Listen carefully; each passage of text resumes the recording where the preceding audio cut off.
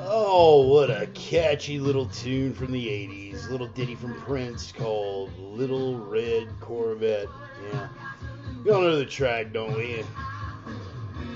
I know the picture doesn't match up with the tune, but there's a reason for that. You see, a pretty important distinction. There are two things that Corvette is not. One is red, and the other thing that it is not is a sensitive compartmentalized information facility, or SCIF. That's going to become important later because they tried to pass off the classified documents that Biden got caught with this week. Yeah, it seems like our cadaver in chief is up to his eyeballs in classified document bullshit and up to his ass in alligators when it comes to the public response. You know, I'd like to draw the distinction between, hey, you kind of have it coming because of the way you handle that Mar-a-Lago thing with your weaponized Department of Justice, but that's a whole different avenue that I'm just not in the mood to go down right this second. Now, I don't feel a bit sorry for this son of a bitch, but I feel even less sorry for this son of a bitch right here. This coked up clown shoe. We're talking about Volodymyr Zelensky, the tyrant, the butcher of Donbass, the tyrant currently ruling over the Kiev regime. I'm not going to call it Kiev, no matter how hard you try to switch me up. It's been Kiev for as long as I've been a fucking adult. Cope. Where was I? Oh yeah. So this guy with the stupid yellow and blue flag behind him, he seems to be the subject of an inordinate number of the classified documents found in this gentleman's possession. Now, the Mar-a-Lago stuff, we were told it was everything from nuclear secrets to intelligence assets, and none of that came true. The documents that they are finding in Biden's Corvette, his little green Corvette, and the garage next to it, and the building attached to the garage, all of which were accessible by his crackhead son Hunter while they were doing their influence peddling scheme, they all seem to tie back to, wait for it, Zelensky and Ukraine. Now, we're going to do a deep dive on exactly what some of this stuff is about a little bit later on in the program, but let's speak right now with regard to the way that this was sold to the American public and the people who were doing the selling. Now, this is Volodymyr Zelensky. It all comes back to Orwell. Everything in this life comes back to Orwell. Orwell had a concept in 1984 called the 2 minutes hate. This is where everyone hated on the evil enemy of the regime, Emmanuel Goldstein, this imaginary figure. That is one distinction between Goldstein and Zelensky. They're both Jewish, but Zelensky, unfortunately, is fucking real. The 2 minutes hate is how it was sold to the people, the working class, the proletariat.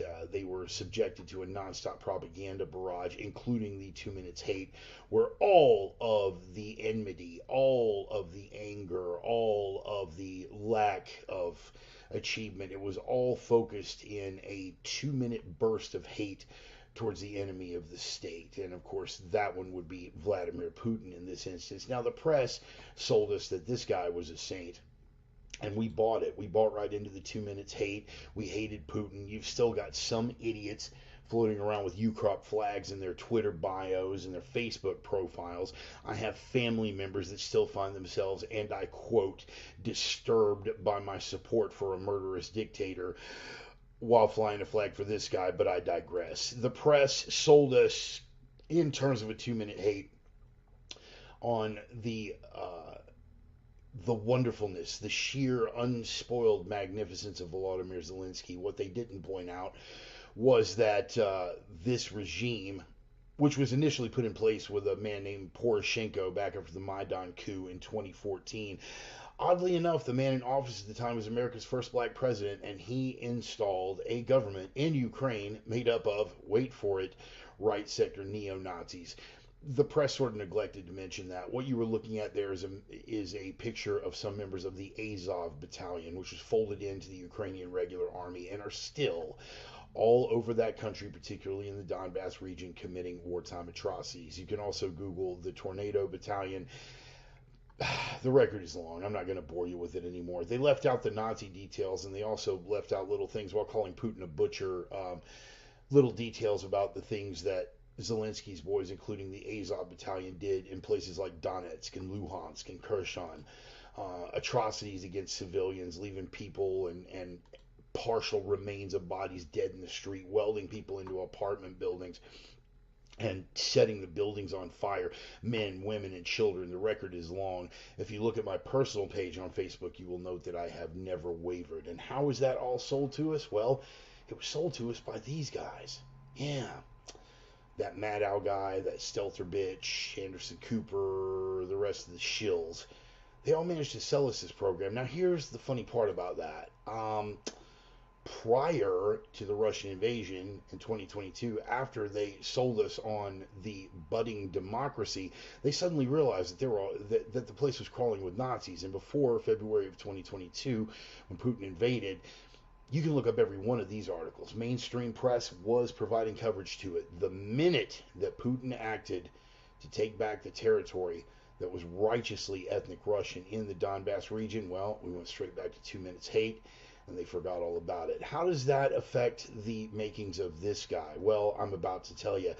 These same people that managed to sell an entire country on a bullshit political narrative that now has us on the brink, and I say this without a shred of hyperbole, on the brink of nuclear war, this crew right here, well, now they have decided that this man is too much of a liability. That's right. If you watch the reports in the mainstream press, and I urge you to do so if for no other reason than to know what the enemy is thinking, you will see a clear pattern developing here. They are no longer in support of Biden. That's right. They're actually asking real journalistic questions. This is the first time that the regime has been so impeded by an otherwise fawning and compliant press. Why would this be, you ask? Well, perhaps because this whole mess is becoming a liability and everyone is up to their ass in alligators behind this Ukraine thing. They spent a lot of time, and now, just like anything else on the left, once you differ or are a potential source of harm to the orthodoxy, you've got to go. Our current cadaver-in-chief finds himself in that considerably unenviable position right now. These people are scrambling to say, no, we never liked him. We're going to be serious journalists. We're going to report across the board. It's so fucking maddening. And more and worse, they try to gaslight us, as if they had reported straight-laced all along, as if we were making this whole thing up in our heads, that they had pushed the Ukraine policies, that they had covered up the obvious connections and influence peddling. Why, it's almost if Oceania has always been at war with East Asia. Knock it off with the Orwell bar. Yeah, I get it. But in typical fashion, they fall back on the necessary things. They are asking the hard questions now, but they are also providing the usual distractions. The pattern is always the same. Just this week, police involved shooting of a community activist, English translation, homeless drug addict maggot, who shot a police officer. They returned fire, Atlanta Police Department did, and they killed this activist. And predictably, BLM and Antifa were into the streets for some more of, these kind of mostly peaceful protests. I mean, we can clearly see that fire looks mostly peaceful, but even then, just like the principle of Oceania has always been at war with East Asia, it's that perpetual present. They changed the definitions on the fly. You remember during 2020, we were sold that they were mostly peaceful protests, and people have had just about enough of that. The very term itself means nothing and is an insult to any thinking person's intelligence. So now, again, the narrative has shifted. It is no longer mostly peaceful protest. It's peaceful protest that turned violent. I already had a word for that. It's called riots. Yeah, I know. I'm funny like that. But on the terms of distraction, right over the course of the weekend, we have another mass shooting at a ballroom in California. And again, the narrative shifts on the fly. We're going to get this guy, we're going to out him, and now that they have a suspect in, well, not custody, I mean, unless you consider, the coroner's wagon in a meat locker custody, they are refusing to release any information on the suspect because it is an ongoing investigation. Once again, we run it through the English translation filter. What does it mean? Well, that means we were creating a narrative, and the suspect that we wound up getting destroys that fucking narrative. It's infuriating, it's frustrating, but again, we cannot allow ourselves to get blackpilled. There is a chasm of difference between accepting unpleasant realities for what they are and giving in to the depression that accompanies these facts.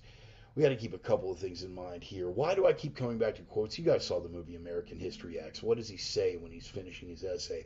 It's always best to finish the essay with a quote, because no matter what sentiment you're trying to express, it's always been said better.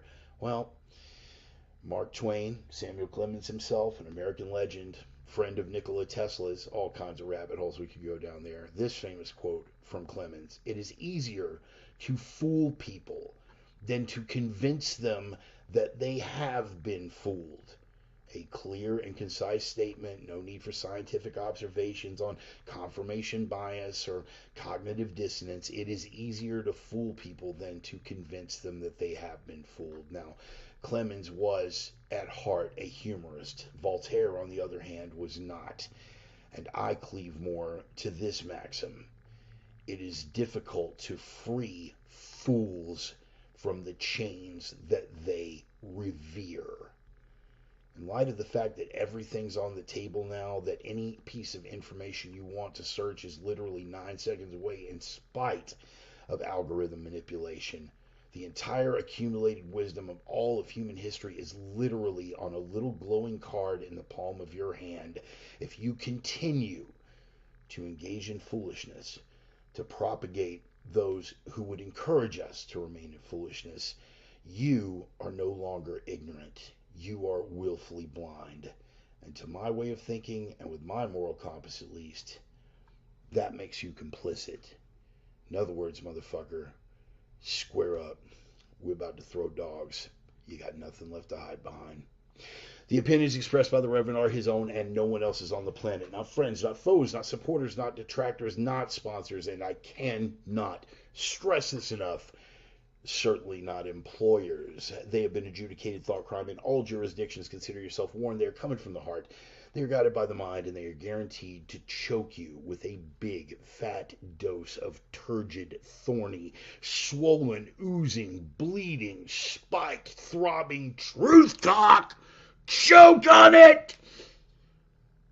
That could be the caffeine talking. Welcome back, boys and girls. It is time once again for the Sunday sermon.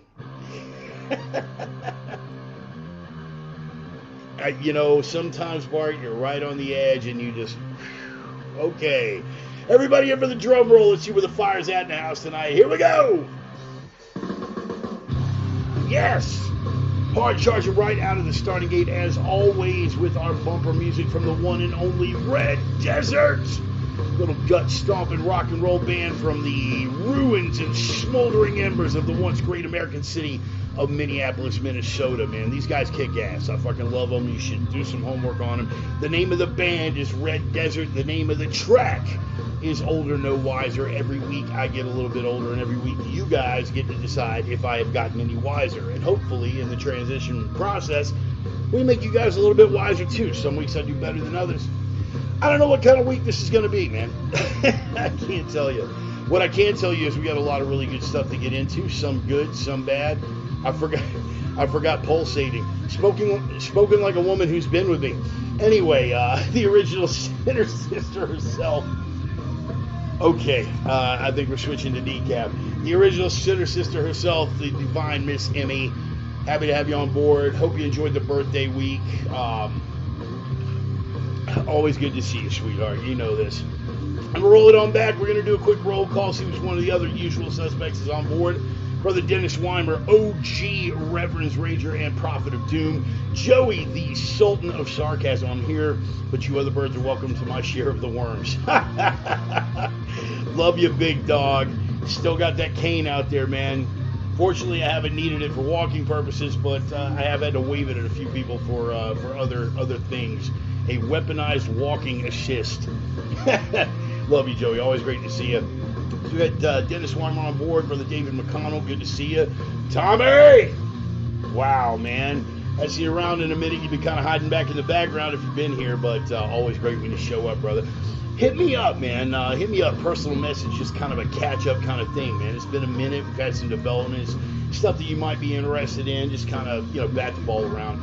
And, of course, Brother Roman and his lovely wife, Carrie, who is no doubt hiding in the background here somewhere, from opiumtales.com. Great friend and long sponsor. Brother Joel. Let me see. We're already covered Emmy. Let's see who else we got on board. Swing that iron. Yes, indeed. Yes, indeed. Brother James Pearson, my law enforcement brethren, the Chief. You will speak that name with fucking reverence, people. That is the Chief to you, son. Always good to see you, brother. Thank you. Thank you for showing up. Bodie on board. Right on, right on. Fuck, man, we got a good turnout. George, hey, how's it been, brother? Digging your posts, man. Keep that spiritual strength, man. Keep it. Don't ever let them take it from you. There's Miss Carrie. How you doing? Chase says, hi, Uncle Bart. Well, hi right back at him. What's going on, Chase? It has been way too long since I've seen you, young man. I'm going to have to plan a visit to get down there to Houston. Me and your old man and yourself. We're going to have to go out and do something interesting, adventurous, and probably just a little bit irresponsible. But appreciate you being on board, little brother. Always good to see you, man. Always good to see you. Right on, kids. Well, what do you say we just jump off into this thing? I'm going to go ahead and fade the bumper music out, and we will get right off into it. And by the way, Ryan, man, that rabbit hole, it's one of those weeks where it just happened to line up. It'll be a bit of a stretch, but I think it dovetails nicely with a lot of the other stuff that we got going on. Wayne Sharp, all the way back to my high school days in North Carolina, man. Hey, man, hit me up. Let me know what's going on with your brother. I haven't seen him around in a bit, man. But thanks for being here, man. Thanks for being here. Always appreciate it. We'll fade that bumper music out. We're going to jump off into the soul and substance of the program. Soul being, of course, relative. I don't know, man. But we definitely got substance. Can't speak for anything past that. Once again, man, the track is Older No Wiser. The name of the band is Red Desert. And I should point this out for the sake of sooner or later somebody's probably going to try to nail me for a copyright violation. I've never gone through management and proper channels to get that thing authorized. We've just been using it, man, since we've been using it since, good Lord, probably the early days of the COVID cast here. I think we've been using it. And I hit them up on their page. I was like, hey, guys, here's what's up. Send them a couple messages. I was like, look, man, I really dig what you guys are going on. Take a look, send them the link to a couple of sermons, and was basically just like, hey, look, if you don't dig the political end of it, you don't want to be attached to any of the stuff that I'm talking about, feel free to let me know, man. We'll switch out the music. It actually was kind of an accident. I in the early days of the COVID cast, I opened one of the, because normally I would just come on and start talking, in the early days of it. And that first day that we used it, I came on, and right when I went live, I had a gas mask on, and I put on that song, and I was just kind of dancing around like an idiot in the background with the gas mask on. But it's a really great track, man, and I love the guys, I love the band. But I sent them the information, they fired back. They were like, dude, knock it out, man, go ahead. We're just happy out there spreading the word. So if you have Spotify or Bandcamp or any of those other music apps, and you can go and maybe buy some of their music or buy some of their merch. They're kick-ass guys from a kick-ass city. I hate what happened to Minneapolis in 2020 because of the BLM Antifa rights. By the way, I'm back on my fuck Antifa tip for the t-shirt this week, man. I'm back on my fuck Antifa vibe with what's going on in Atlanta. But anyway, go give them a nod, man. Buy some of the music, buy some of their merch, or just leave a comment. Hey, man, the Reverend sent us over here. Older No Wiser is his bumper music. He really digs you guys. I dig listening to you. We're glad you're out there. Just, a little word, man. This is the thing. We don't need top-down control for anything. All of our interactions, I know right now there's at least one anarchist out there watching this program. Go, yeah, dude, that's the whole program. We don't need government. We don't, I understand the principle. You know what I mean? A complete absence of government has never worked for any organization larger than a tribal level. And we may, failing Western civilization survival, we may find ourselves back there again. But in the meantime, while we are living here in a modern, industrialized, Western representative republic, we should take advantage of it, but we've got to take care of the people that take care of us. I had breakfast this morning with my riggers, my down-ass riggers, including Flying Brian, my head rigger in charge. We went to one of the local cafes here in Twin Falls, man, a little place called Norm's, like right in the heart of downtown. Of course, we're surrounded. It was closer and easier to get to like Denny's or IHOP or whatever. But you want to take care of the local businesses, man. They are the ones that make the community work. So if you're digging this and you're digging the bumper music, and they were kind enough to let me use this without going through a bunch of legal stuff, then hell, man, give them a nod. Buy a hat, buy a T-shirt, pick up a pick up a digital download. My old ass was about to say, but grab their CD, and I was like, nobody fucking does CDs anymore. Anyway, David McConnell, no thank you, Antifa isn't my type. Yeah, dude, David, they wouldn't be ready for the kind of game you're bringing them anyway. Just gutless, spineless, nutless fucking punks. Funk Antifa, indeed, right in their wrinkly brown pucker buttons. Wow. Okay, wrinkly brown pucker buttons it is. Wow. Yes, and Joey, you're right. Yes, I was very specific in my use of words. Being melanin impaired, I am required to say riga with the soft A. It's just a thing. You can't actually use that word. I think rigro is still acceptable. Provided you're not using it as a pejorative. I'm really not sure about that, like the grammatical rules. I haven't got my new copy of the New Speak Dictionary. Me and O'Brien haven't been in touch for a while. In any case, let me get some sponsor shout-outs out of the way before we can get back into this. First and foremost, above and beyond everything, my brother Roman. Roman over at opiumtales.com. He is back on Twitter now. Roman, his lovely wife, Carrie, and of course, Roxy and Allie, and I'm sure some that I'm forgetting to mention, bevy of beautiful women over there at opiumtales.com. Roman is one of my oldest and dearest friends. We go back to 1988. He's always been creative. He's a phenomenal shred guitarist. And he's doing a lot of really cool watercolor work. Opium Tales, they are the erotic pinups and portraits people. The watercolor work that he's doing right now is really fucking cool. And, beautiful women coupled with testosterone-driven commentary. He is, to coin a phrase that Carlo Prater and I used to use, he is part of the elite of the alert. And he has been for as long as I've known him. So go over and check out his work at opiumtales.com. They are the erotic pinups and portraits people. And, of course, got to give a shout-out to Casey and Dusty Tellison, my Viking brothers back in the Spoke. Going to be seeing you guys in about a week. So we gotta make it a point to, break away some time. But Nordic Smoke Barbecue, the only legit barbecue in the inland Northwest. You can stop right there. I see somebody raising their hand, wondering, you're going to draw back a nub, motherfucker. They're it. Nordic Smoke Barbecue. I am Carolina by way of Texas. Not easily impressed by barbecue. Certainly not in the inland Northwest, where most of the barbecue, people's idea of barbecue is like meat with some sauce on it. They don't understand the rub and the smoke, and they don't understand the subtleties and the nuance. The guys from Nordic Smoke, they fucking get it, and it is some next level shit. They handle catering. They will smoke your holiday birds. They will do events. And, of course, they're out and about on a somewhat irregular schedule with what they call the long ship. Great big Nordic Smoke smoker trailer that they'll drive around from Spangle down into Spokane and, set up, in different establishments. It is some, man, they're great people and put out a great fucking product. So Nordic Smoke Barbecue, Casey and Dusty Tellison, and let's all be pulling for Casey because he is on the ass end of law school right now. If you guys picked up a copy of his book, Casey is the only live guest I've ever had on the show. He's a veteran, did 2 tours in the sandbox. Was a saw gunner, machine gunner, humping the big belt feds, and he's got a book out called Freaks of a Feather.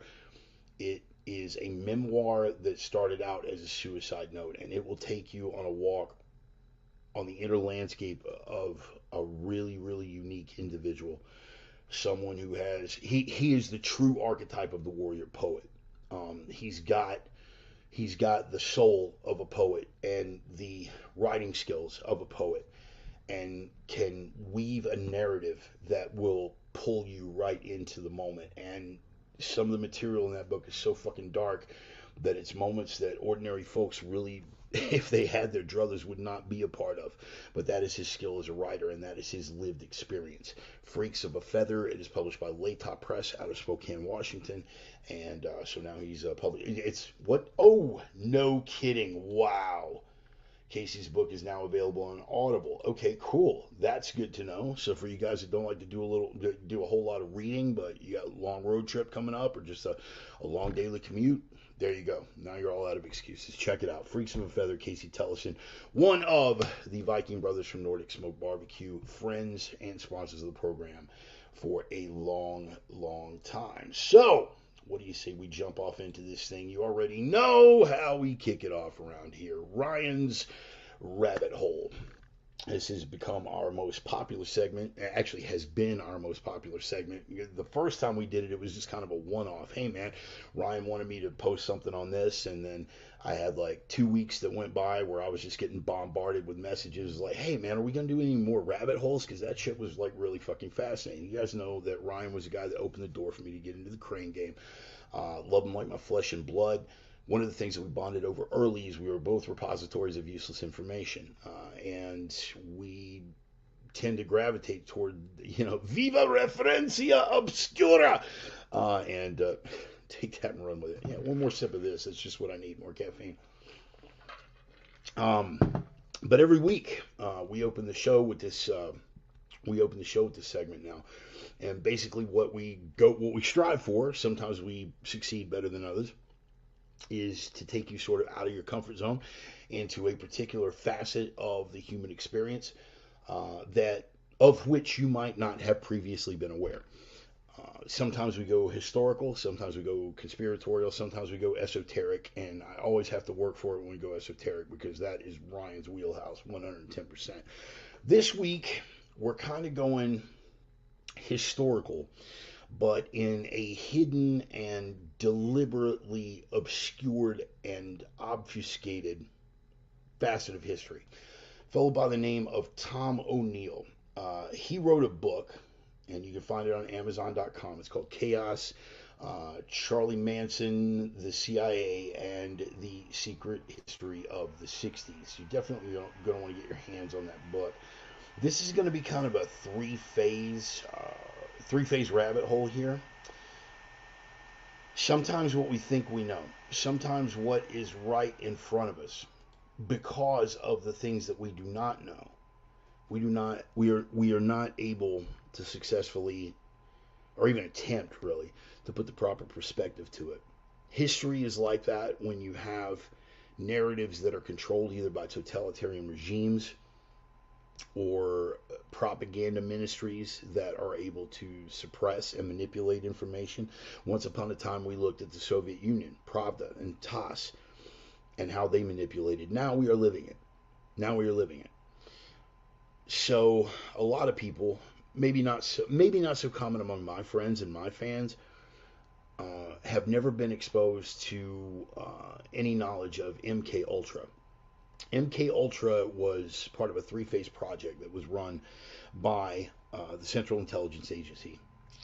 You guys know that before the CIA, it was the CIA, it was the OSS, it was the Office of Strategic Services. You also know that they were instrumental because they were able to realistically do the things that the propaganda ministry was not. We knew that some of those Nazi scientists were essential to what we had going forward in the inevitable fight against communism. You couldn't say that to the American public at the time because why? Remember the 2 minute hate? Oh, we hate the Nazis. We hate the Huns. We hate the Krauts. We hate everything that they fucking stand for. Meanwhile, we're taking actual war criminals and bringing them to work here in the United States because they were assets. That is the thing with intel guys, Cloak and Dagger, OSS, CIA, what have you. They are able to do things that are outside. One of the greatest quote out of, or the greatest bit of dialogue in the entire X-Files series, for those of you guys that followed that, was, Mulder confronts Cancer Man in the motel room. He's waving a gun around. Cancer Man tells him, "Don't try and frighten me, Mulder. I've watched presidents die," And then he goes into a monologue about if people were to know the things that I know, it would all fall apart.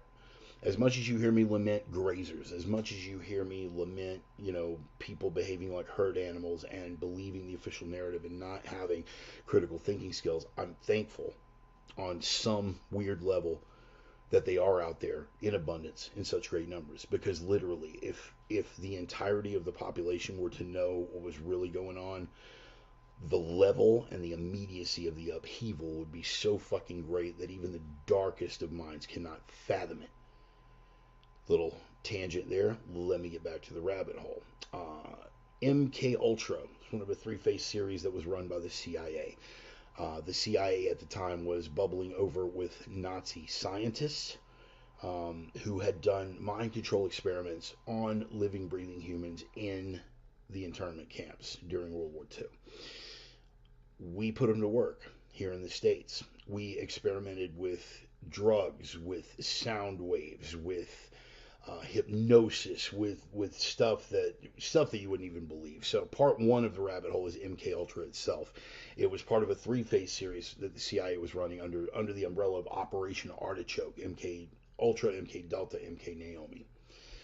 So when you think about cultural events, particularly during the 60s, because a lot of those experiments had taken place between the end of the war and the birth of the counterculture movement, starting with the beatniks in the 50s and then the hippies of the 60s and on and on and on. You get the idea.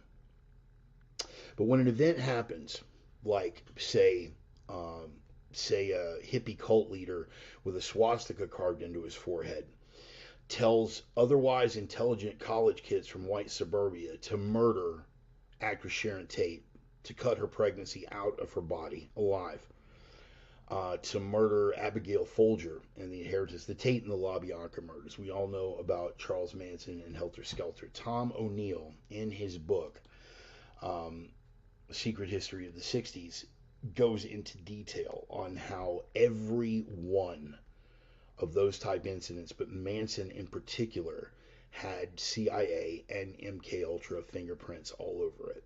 Oh, Bart, that's a conspiracy theory. Okay, great. You know what I say about that.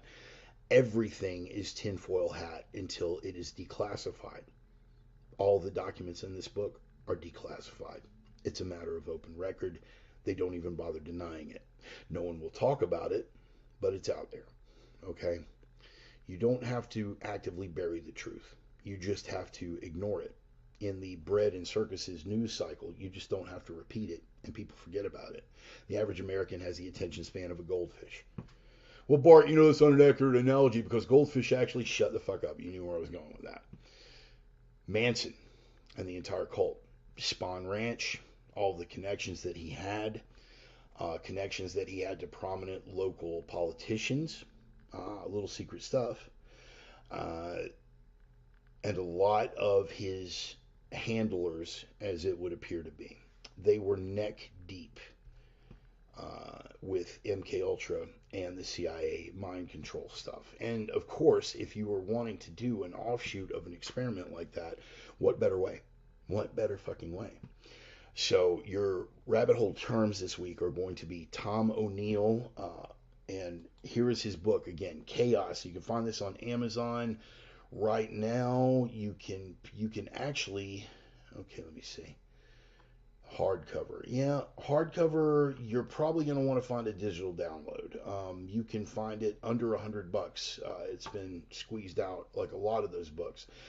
But you can find enough articles on Tom O'Neill, some more flattering than others, but you want to put your eyes to the actual text, because anytime you hear a news report about Tom O'Neill and this book and what he has to say about Manson and what he has to say about MK Ultra, understand that you are getting it through the lens of whoever is writing the article, and it is therefore going to be colored one way or the other. So I urge you, even if you have to bootleg a digital download of this book, Chaos, Charles Manson, the CIA, and the Secret History of the 60s. And it gets deeper, man. I want you to research Charles Manson. Oh, here's another Google search term, a little pair here. Charles Manson, MK Ultra. MK Ultra itself, right? Look at MK Ultra and its ties not just to the Manson murders, but to the Robert Kennedy assassination, to the Jonestown quote-unquote mass suicide that was anything but. Don't drink the Kool-Aid. Where does that term come from? We can do another rabbit hole on that another day. Oh, by the way, just for the record, it was Flavor Aid at Jonestown, but whatever. You know, that was for the goldfish guy. Fuck you.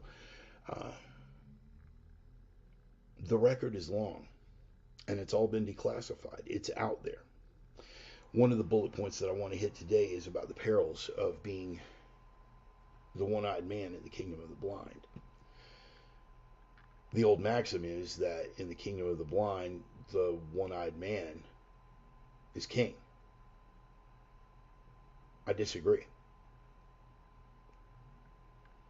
I disagree.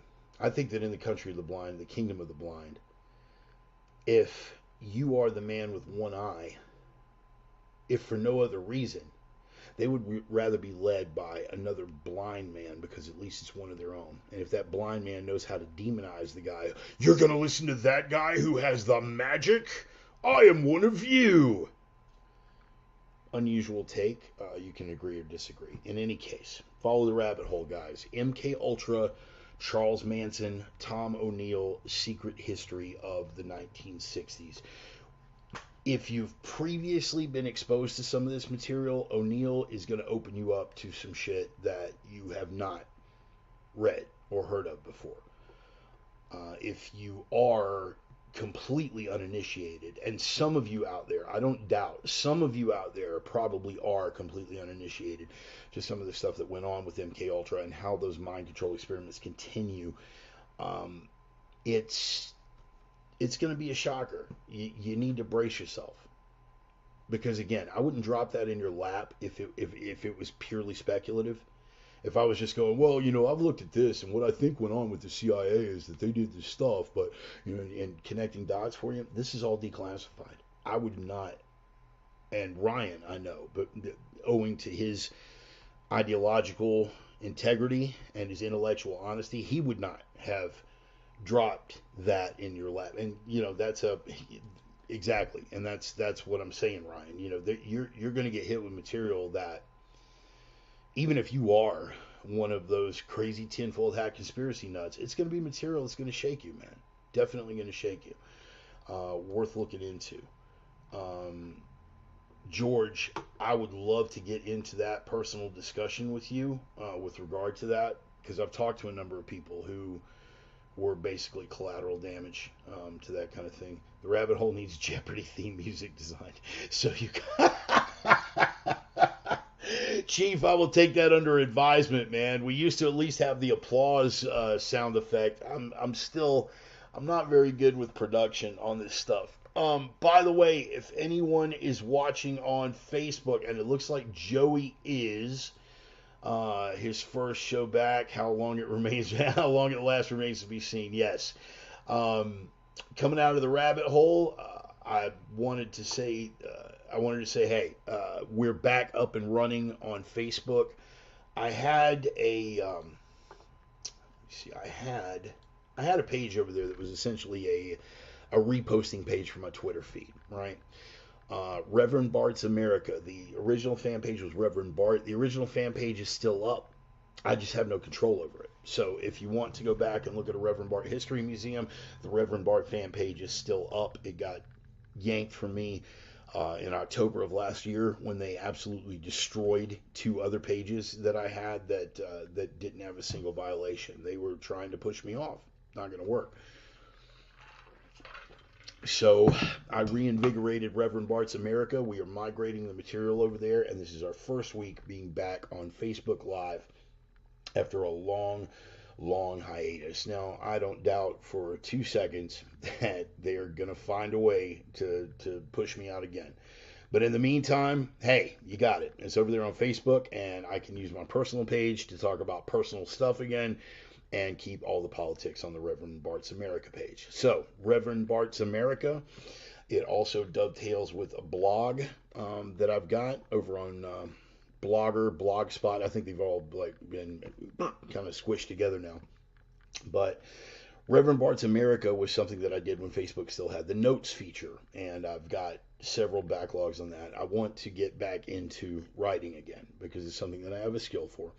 But if you go to either Blogger or Blogspot and Google Reverend Bart's America, you will find all the old entries. Facebook eventually abandoned the notes format, but they're all cataloged over there at Reverend Bart's America on Blogger. So check that out as well. So here we are, the 22nd of January, here in the year of our Lord 2023. We're going to get very solemn and focused and drop right into the rest of the material for the show. Thank you for coming out. I'm sorry, man. I can't do Houseman anymore, man. I can't fucking do it. What do we got? Ray, hey, man. Glad you made it out. They will try, but you will never be canceled. No, not completely, man. I am reminded, Dave, on Facebook. Yes, I'm late. Bro, it's okay. I'm just happy you're there, and I'm happy you're there to confirm that we are actually live on Reverend Bart's America over on Facebook. Zuckerberg, suck it, big boy. Yeah, that's right. You should have more professional courtesy, Zuckerberg. I mean, I built a fucking data center for you in fucking Oregon, you ingrate. Where the fuck was I going with that? Yes. No, I'm not going to be canceled. As long as I have breath in my body and a soapbox to stand on, even if it's just me being that crazy guy out ranting on a street corner that Natalie Merchant, like Natalie Merchant sang about in the song Carnival, man. I'm a wild-eyed mystic prophet on a traffic island stopped and raving of saving you. That will be me if it comes to that. Anytime I will use every platform that I can. I urge you guys to give it a like, no matter what platform you're on. Give it a like, give it a follow if you're on YouTube. Give it a like and a share and a thumbs up because it helps to bump us up in the algorithm, gets our exposure out there a little bit better. Don't drink the Kool-Aid has more to do with the acid test. Okay, yeah, and we could snivel about that. Understood, electric Kool-Aid acid test, but you know what? I could be wrong on that, Joey. You know what? How about doing a Google search and find out exactly what exactly the root of that cultural reference, because my understanding was always, hey, don't drink the Kool-Aid, was that it was a reference to, mob mentality, group behavior. We're all drinking the Kool-Aid together. Look, we're all one big happy family, and now we're fucking dead. And I just had to call it because it was actually Flavor 8 at Jonestown, because I'm a stickler for specificity. Specificity, that's my college word. I got like 3 of those. Anyway, man, I'm happy all you guys made it out. Let's say we just jump on into this thing. Let me get over here to my bullet point tabs. So, as I was saying, and this dovetails nicely, MK Ultra, mind control, narrative control, thought control. There is evidence and a lot of documents that have been declassified that they were neck deep in the Manson thing. There are a lot of documents that indicate, though do not specify, that they may have been implicated in the Robert Kennedy assassination. A number of these lone nuts that go out there have some roots that go back to programs that are connected to programs that are connected to the original project. And just this week, just in time, you ever notice, and I know that you notice, and this is one of those, you guys are all tinfoil hat about this, but there's always that one lone nut that finally snaps exactly when the regime needs a distraction. And just in time, because Biden's up to his ass in alligators, just in time this week, driver dead in van. This is 3 hours ago, the update. Driver dead in van linked to Lunar New Year mass shooting.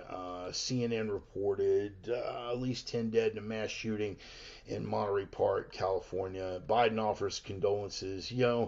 Many families are grieving tonight. What is he offering? He's offering thoughts and prayers. And what do they always shriek whenever whenever a Republican politician and president offers thoughts and prayers aren't enough. Fuck this cadaver. Anyway, while there is still much we don't know about the motive in this senseless attack, we do know that many families are grieving tonight. Lone nut, unknown motive. And now, of course, a person in white van who engaged in standoff with police died from self-inflicted gunshot wound. Wow, we kill a whole lot of people, we wind up offing ourselves. Raymond, why don't we pass the time by playing some solitaire? Raymond Shaw. Raymond Prentice Shaw. If you get the reference, roll with it. It's chuckle-worthy. If you don't get the reference, do some homework. You need to see both versions. I cleave to the original, The Manchurian Candidate. Let me tell you how deep that rabbit hole goes, since we're probably not going to be able to pull out of the rabbit hole right now, because it dovetails in with everything that is going on right now. This is how deep the rabbit hole goes on MK Ultra. After the so Kennedy was assassinated, and after the Robert Kennedy assassination, the film, the Frankenheimer film, The Manchurian Candidate, was pulled from circulation. All existing cinematic prints were pulled from circulation and were buried until the 90s. That's right. You could not, if you had not seen that film in its original release in theaters, you would not be able to see The Manchurian Candidate, the original film. You wouldn't be able to see it again until the mid-1990s. That is a fact. You can fucking look that up.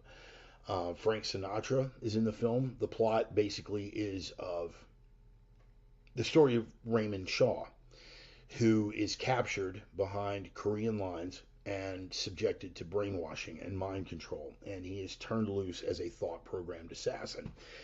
And so, in what I'm sure is just a coincidence, after the Robert Kennedy assassination, when, it was after JFK that the term conspiracy theorist was first introduced to disparage and marginalize people who didn't buy the official narrative. After the Robert Kennedy assassination, Sirhan and all of his notebooks and all of these other things that were found in his possession, suddenly, again, in what I'm sure is completely a coincidence, every single copy in circulation of that film, the original film, The Manchurian Candidate, was pulled from circulation and would not be made public again until the 1990s. Do what you will with that information. But this weekend, just in time, or last week actually, but you understand where I'm going with this. Just in time. Scandal building, mass shooting. Scandal building, kidnapping plot. Scandal building, mass shooting. Lone nut. Motives may never be known. Alternatively, they're building a narrative. Angry white man. Oh, what? He's a Muslim? Oh, there was no shooting. Angry white man. Oh, he's a black guy? Oh, there was no shooting. Keep in mind that the propaganda ministry is working on a dynamic, not a static. Are you tracking? You feel me on that? They have to be able to shift on the fly. Just like in Orwell's work, they have to be able to adjust the narrative when the script flips on them. In Orwell, Oceania is, are we at war with Eurasia? Or are we at war with East Asia? Oceania is at war with East Asia. Oceania has always been at war with East Asia. And in the middle of the 2-minute hate, Oceania has always been at war with Eurasia. And the mob, devoid of critical thinking skills as they are, stripped of them, shifts right along with the shift in the narrative. This is how it works. They have to be able to adjust the narrative that they are spinning when the facts don't add up. And I submit to you that that is why they are withholding information about the suspect, because they were painting one specific narrative, and now this guy is apparently offed himself. and they are refusing to release any further information. What does that normally mean? You guys can do the math on that. Now, I'm not gonna belabor the point, but just in time, another lone nut commits a mass shooting. Perfect for a fucking distraction. Things like what happened, and this is where I lose my connection with a lot of the conspiracy crowd, because a lot of people would say, yeah, man, the thing going on in Atlanta, dude, that's like totally MK Ultra. Okay. Again, Occam's razor. Okay? Keep it simple, stupid. Do you really think that they went through this homeless camp to provoke a violent incident with a person who may or may not have reacted the way they expected him to react, just so they could dump bullets into him, just to generate the story that would wind up in the peaceful protests that would turn into riots? Bit complicated, don't you think? Wouldn't it be easier to just shoot?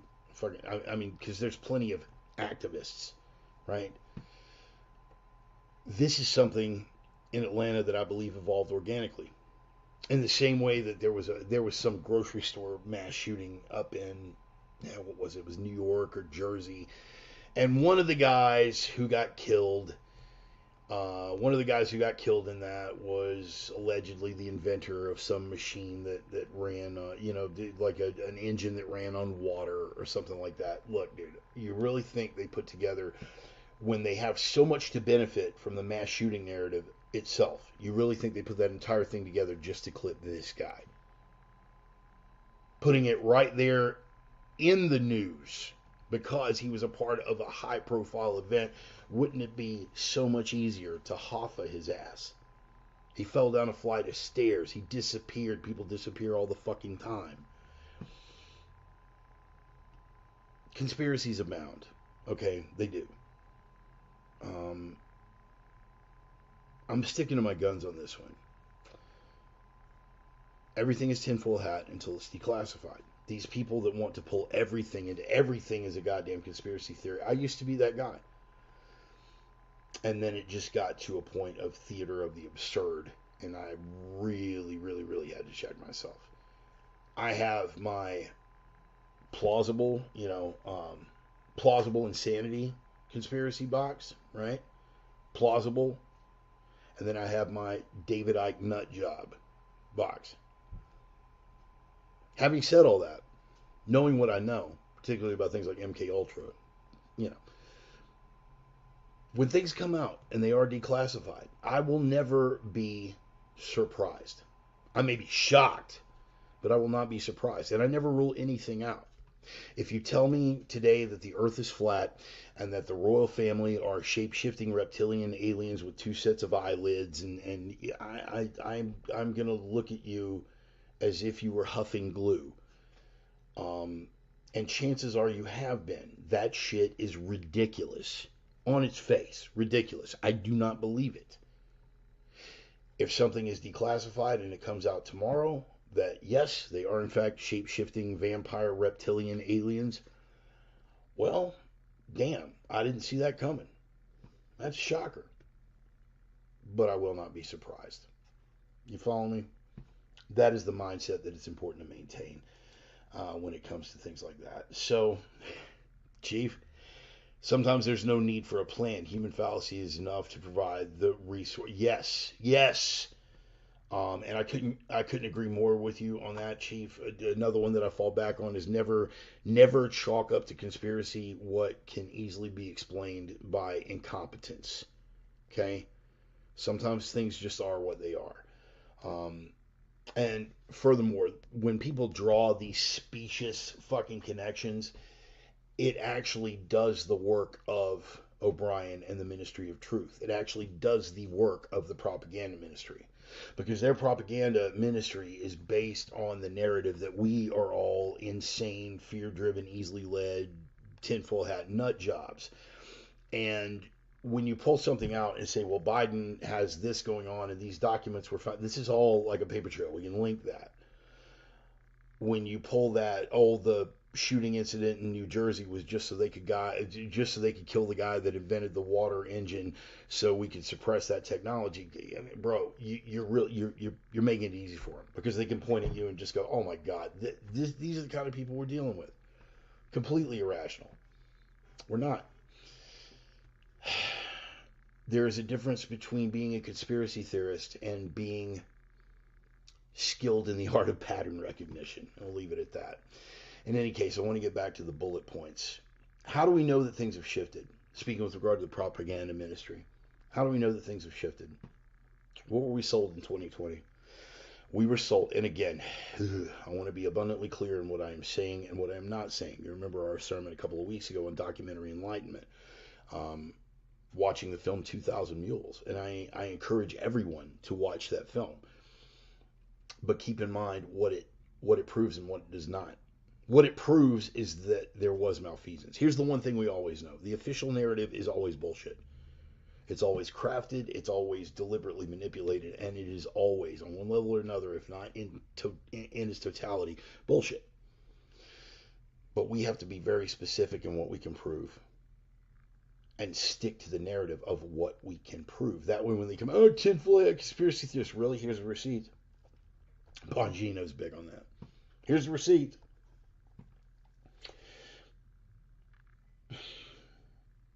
We have to stick with what we can verify.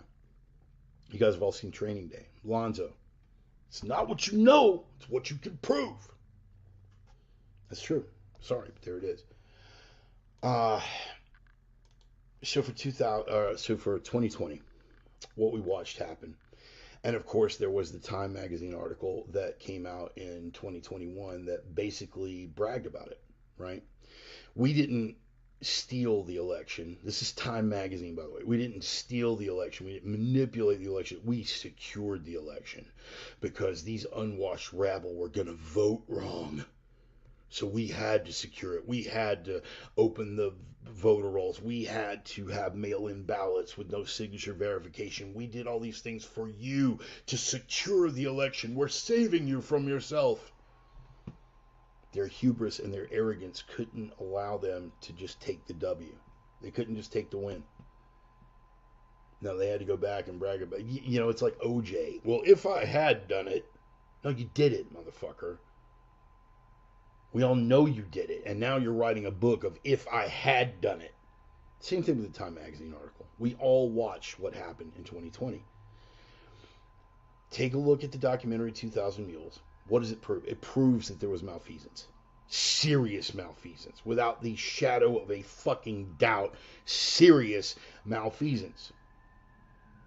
In one particular district. A strategically placed district of great import with great population and, great leverage with regard to how things were going to roll, being a swing state. But it did prove malfeasance. You cannot expect Dinesh D'Souza to do a 2,000 Mules that is going to cover every single voting precinct. There's just too much material there.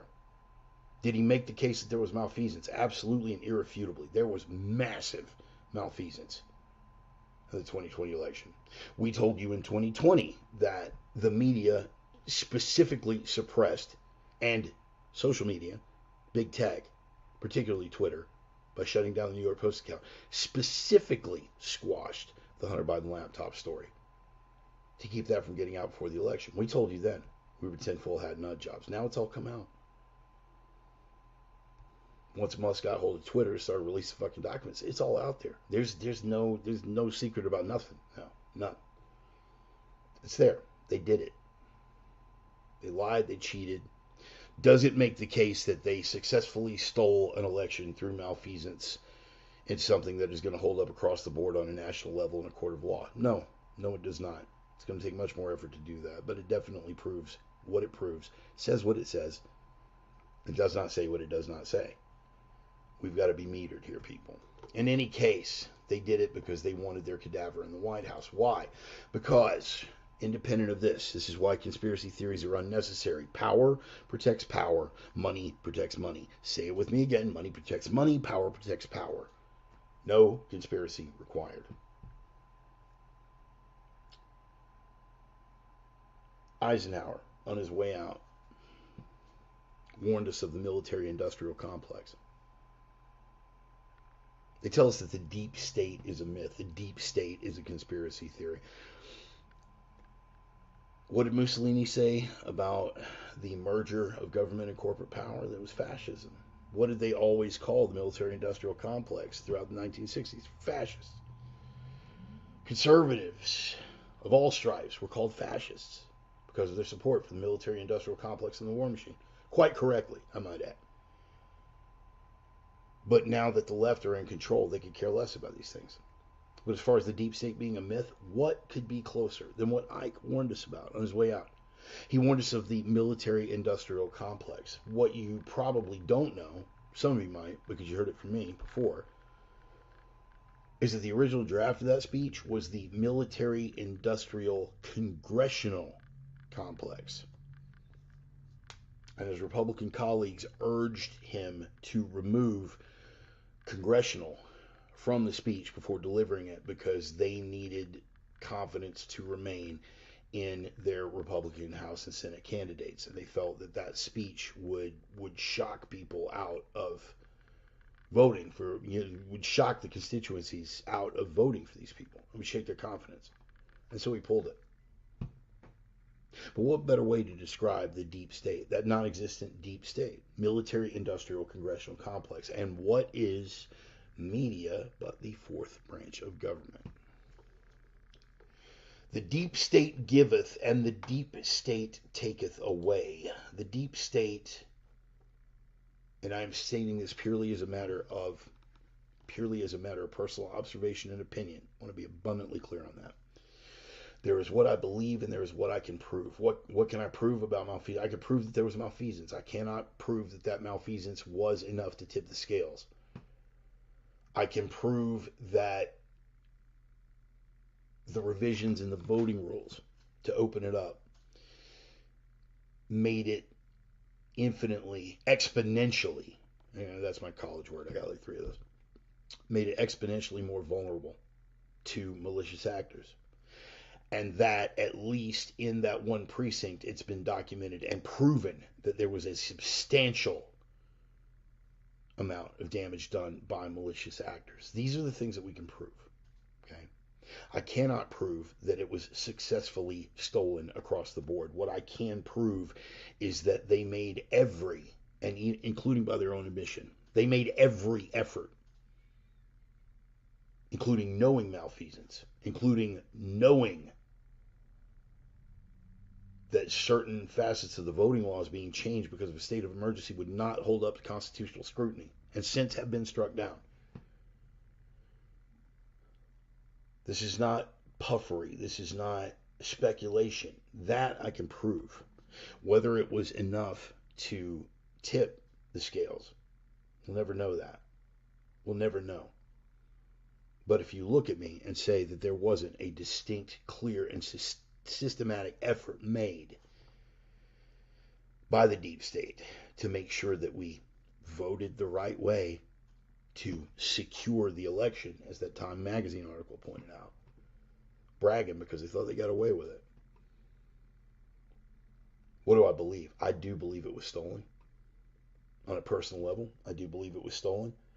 And if it was not, in fact, stolen, that there was a concerted and ongoing effort to do that. Why? Because the deep state could not handle another Trump term. All of the deep state Republicans hated Trump. They will continue to hate Trump. Let me go further and clarify what I'm saying and what I'm not saying. I do not deify the man. He is a spray tan, clown shoot, inarticulate fucking buffoon that keeps getting things right politically. A master fucking politician. I wasn't convinced going in 2016, but over those 4 years, I will fully admit it. He won me over. He won me over. There it is. But I was watching. I was in San Marcos, Texas, and I was watching the returns come in the night. And then they stopped the counts. And then all of a sudden, the boxes of ballots showing up at 3 o'clock in the morning. All the malfeasance that went on. We called it then. And all these things are coming out now. What does this have to do with your bullet point about the deep state giveth and the deep state taketh away? I'm so glad you asked. Biden was an important figurehead. The deep state wanted Biden. The deep state did not want Bernie Sanders for the same reason they didn't want Donald Trump. Bernie has leaned statist since he became a fucking millionaire. That's normally what happens to socialists. But he wasn't one of their guys. He wasn't one of them. Pocahontas dances with bullshit. Warren, she wasn't going to play ball either. She had too much damage going in. Funny how, and it's funny how people's memories just let slide on this. You remember when like entire primaries were delayed, or we had to do this with the primary? One was even canceled.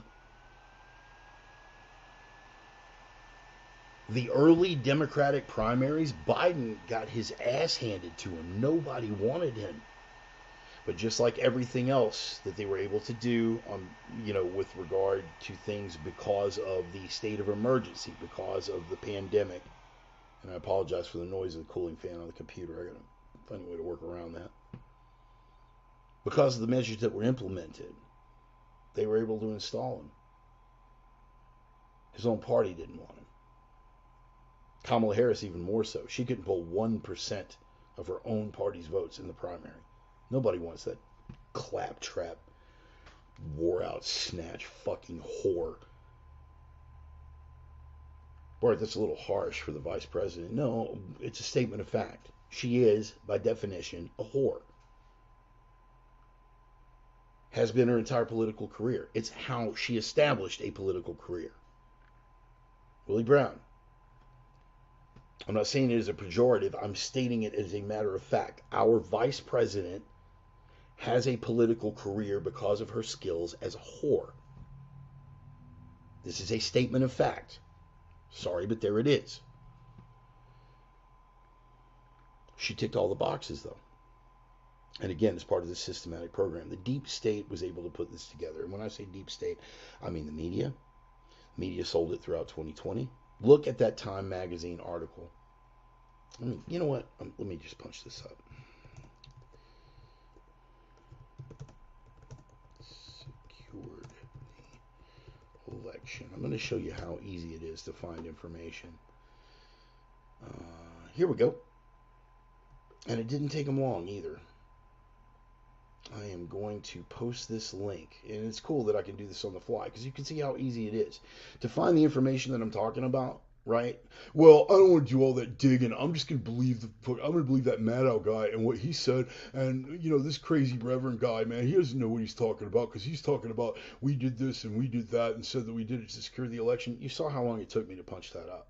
I've been on camera with you this entire time. I rudely looked away and made clickety sounds, but I've been right here. And I'll pull this up for you. The secret bipartisan campaign that saved the 2020 election. Okay, this is from Time magazine, and I am going to find that link. Here we go. There we go, and I'm going to cut and paste. Let me see if I can get it to go through again. Link. There we go. All right, groovy. And now I'm going to go back to StreamYard. And I'm going to go back to the production screen. I'm going to create a banner. And I'm going to post that link. There it is. Bang. And I'm going to leave that on display for you. You guys can look it up. Make sure that the link goes to the right place. But the secret bipartisan campaign that saved the 2020 election. Everything that we said they were doing, that they denied, and this is going to lead to one of my bullet points later, remedial class 1 gaslighting.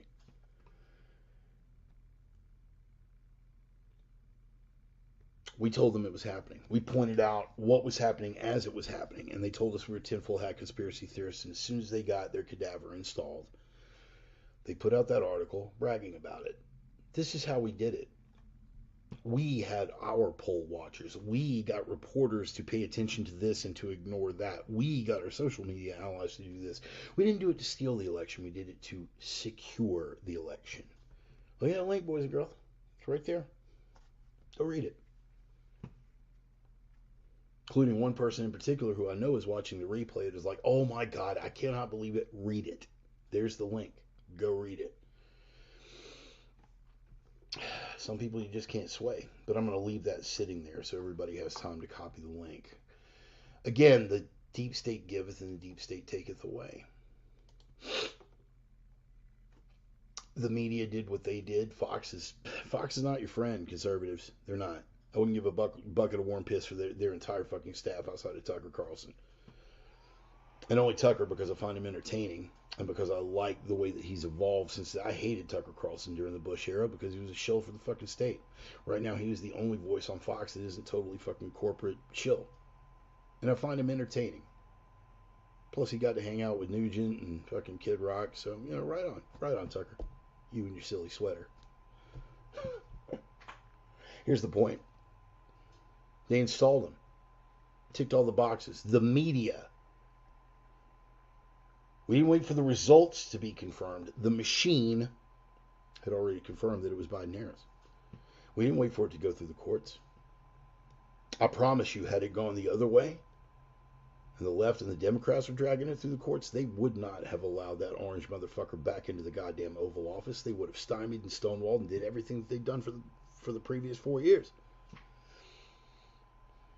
But it's the machine. And it was the deep state that giveth the cadaver and the whore their current positions.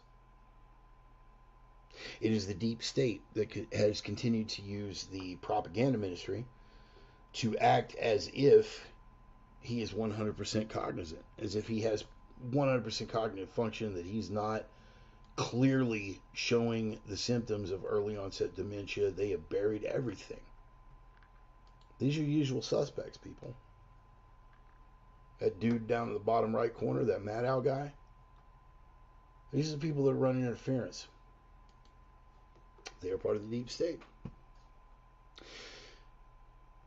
But Biden, see, he keeps making noises, and I don't know if he's really making those noises or if his handlers just expect more of him than he's able to deliver, or if he really is that fucking senile. But he's making noises about running in 2024, and no matter who he winds up running against in 2024, he is not up to the challenge. His entire fucking presidency has been an unmitigated disaster, without exception.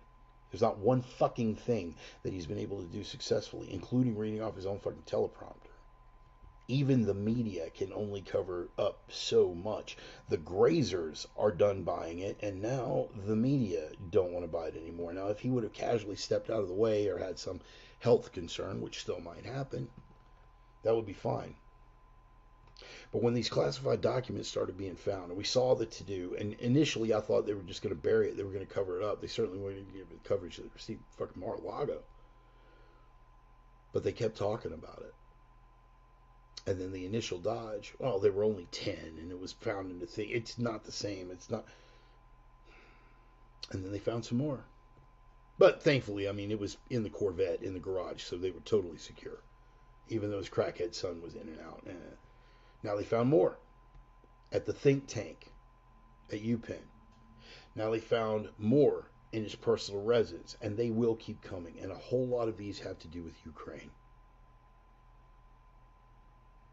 Two important points I want to make with you to establish what's really going on here. Ukraine.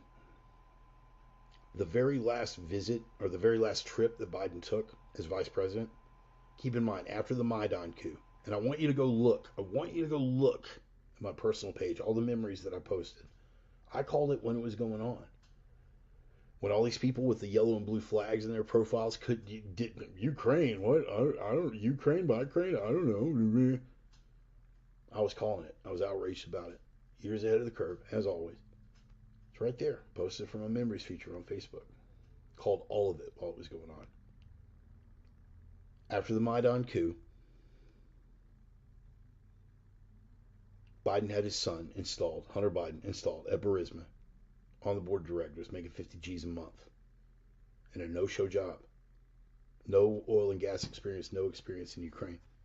50 G's a month. While we were helping out this budding democracy. Biden pledged to send, after we ran through Poroshenko and his successor and eventually got to Zelensky, was pledging to send lethal aid, pledging to send military weapons. He got overruled by Obama. Obama, being the nutless fuck that he was, would not send lethal aid. It's probably the, but you know what? Politically and militarily, from my point of view, the thing that you do with anybody to determine whether they're a thinker or an ideologue is ask them about the other side's guy and say, name one thing that he did right. You ask the average Biden guy, they will not be able to call a single thing that Trump did right. Even though he had some measurable successes, they won't be able to call it a single one of them because they've never even entertained the idea. Obama made the right call. Whether he did it for the right reasons or not is immaterial. He made the right call. He refused to send weapons to Ukraine. That is something I applauded him for at the time and continue to applaud him for. There are a number of things that Obama did correctly. Whether he did it for a self-serving reason is immaterial to me. He did it right. I give credit where credit is due. Obama refused to send weapons to Ukraine. Biden was already neck deep in it. He had his son appointed to the board at Burisma. He is on video. I swear to you, he is on video. Good God. Biden admits again. No, he never did that. Watch me, kids. Watch. You got your eyes on me. Watch. Admits withholding aid to Ukraine. And USA Today trying to fact check it. Jesus Christ, bro. All right. And here we go. It's a very short soundbite. What did that take me? 11 seconds? 12? 12 at the outside? Why? Because I entered the search terms, specifically what I was looking for. They'd be like, Biden, Ukraine. No, man, I looked for it. I didn't find anything, really, because it took me 11 seconds and I came up with this. Don't embarrass me, Facebook. Here we go. Now, let me turn the volume up at least. Here we go. There's my volume control. And here it is. 30-second soundbite. You ready? I said, no, I'm not going to, we're not going to give you the $1 billion. Not going to give you the $1 billion. They said, you have no authority. You have no authority. The president said. I said, call him. Yeah. I said, I'm telling you, you're not getting the $1 billion. I said, you're not getting the $1 billion. I'm leaving in 6 hours. I think it was, 6 hours? I said, I'm leaving in 6 hours. If the prosecutor's not fired, you're not getting the money. Oh, son of a bitch. Got fired. And they put in place someone who was solid. Did you hear that? That prosecutor in question was investigating Burisma, where Biden's son was on the board of directors. Do you see how short a period of time it took me to click that up and find it and play it for you? Getting back to what I said in the opener, you're no longer ignorant. You're willfully blind. Therefore, my enemy. In any case, I could give a fuck about any of that. What I care about are the ethnic Russians in Donetsk and Luhansk and Kherson, southern Crimea, massacred by Poroshenko's Azov Nazis, eventually becoming Zelensky's Azov Nazis. That's what I care about. Everybody involved needs to stand trial. Not just the VP. Dan Crenshaw, I'm fucking looking at you. Nancy Pelosi, I'm fucking looking at you. Mitch McConnell, I'm looking at you. Republican or Democrat, you're neck deep in this shit. You enabled a butcher and a murderer and used as a money laundering operation. But it's all coming out. And there's no way to stem the tide. Again, getting back to the deep state giveth and the deep state taketh away. Deep state gave Biden because they knew that he would be compliant. His brain's too addled to do anything else. He would do what he was told. But now it's becoming embarrassing. Somebody tipped someone off. about these documents. And the entire Ukraine thing is about to blow up. I've been screaming about it since 2014. Yeah, Bart, well, you wouldn't be screaming about that if it was a Republican in the White House. Apparently, you didn't know me during the Bush junta. So I spent 8 years raging against it. It's called principle. You can Google that too. But as a lefty, you still wouldn't be able to get your head around the concept. Here's the thing. They are going to take it away from him. Why? Because he, or at least his advisors, insist that he is going to attempt to run for re-election. They won't back off of that. It seems to me, again, conspiratorial, whatever, even sticking with Occam's razor, that it would be easier for a guy like that to have a health problem. But unfortunately, these people have backed themselves into a corner because they have spent all these years insisting that there's nothing wrong with his mind, that he's in perfect health. So if all of a sudden they got a 25th Amendment his ass because, well, he's just lost it or can't read no more. What have you been selling us? They have built a house of cards. House of cards built on a foundation of lies. It's all coming out. Now, ordinarily they would cover it. But the number one goal of the deep state, what did I say about the deep state? Money protects power. Money protects money. Power protects power. No conspiracy required. The ultimate goal of the deep state is self-preservation. They have to protect that power. Biden and all of his baggage has become a potential threat to that. No matter who he runs against in 2024, whether it's Trump again, which despite their best efforts, I don't think they're going to be able to find a way to stop him. But let's just say they managed to squeeze out an indictment. And that's what I predict will happen, this weaponized DOJ. Garland will crank out an indictment just as the campaign is ramping up and Trump is leading in all the polls. That's when they'll hit with the indictment. So what? You pull him out? Look at our roster. Look at our bench, people. Ron fucking DeSantis. He's our relief pitcher. And Biden doesn't stand a chance. We have Kristi Noem. We have Jim Jordan. We have Rand fucking Paul. That's our bullpen. I hope I'm not a sports guy, so I hope I'm making the right reference to the baseball thing. Whatever. Look at who we got in our bullpen. And their big hitter can't get a swing on any of them. But he insists. And unfortunately, he's been enabled to that end by, once again, the usual suspects. They have told us that he's there. The deep state giveth, but now the deep state taketh away.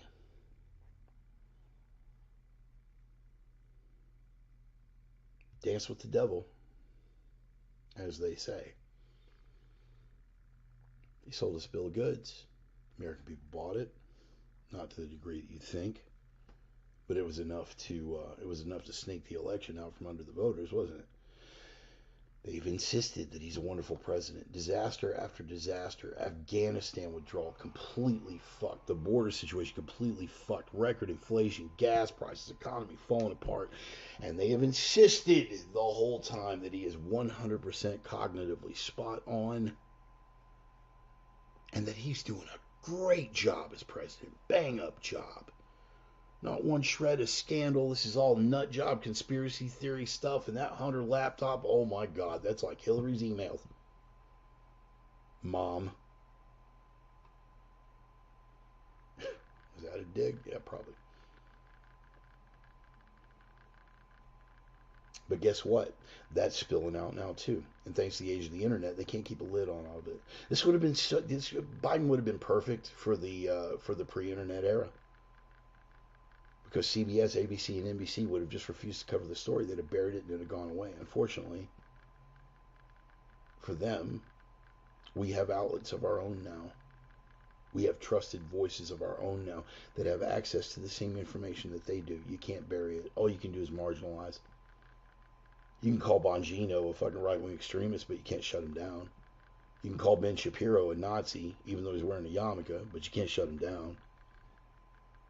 You can throttle me on Facebook, but I'll get up on a soapbox in public park. I don't give a fuck. They can't squash the idea. So now Biden's damaged goods. What do we got to do? We got to ditch him. Notice how they're already floating Gavin Newsom? Which, I mean, different topic for a different day, but Newsom. Newsom against DeSantis? Oh, that would be glorious.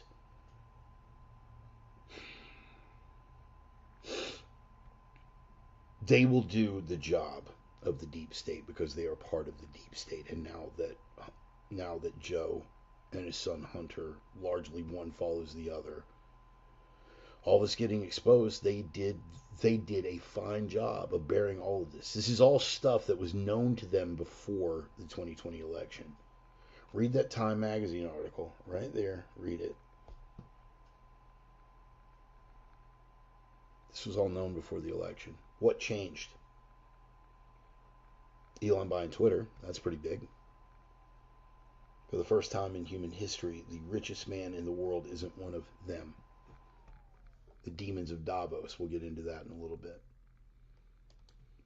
The deep state, watch them. And if you've studied your Orwell, know this. They will shift the narrative in the middle of the 2-minute hate. Biden is a great president, 100% cognizant, nothing wrong with his mind. He is addled and demented. We could not have predicted this. We had no idea that there was influence peddling going on. They will shift. For the past 2 years, the Hunter Biden laptop is a nothing burger. There was no malfeasance. There was no interaction. Joe never met Hunter's business associates. Oh, look, pictures of him meeting his business associates. When were the pictures taken? Well, before the election. We knew about it, but they'll shift gears. And unfortunately, you grazers will roll right along with it. Brainless fucking idiots. I'm developing less patience for you by the day. They gave it to him, and they will take it away. It's just like any other leftist movement throughout history. Once you become a threat to the orthodoxy, you go against your back is against the wall. You face the wall. Sorry, back against the wall. You face the wall. It's firing squad. You're a threat to the orthodoxy. Thank you for everything you did in helping us ascend to power. Thank you for being the useful cog in the machine. We're done with you now. Stand against the wall. Close your eyes.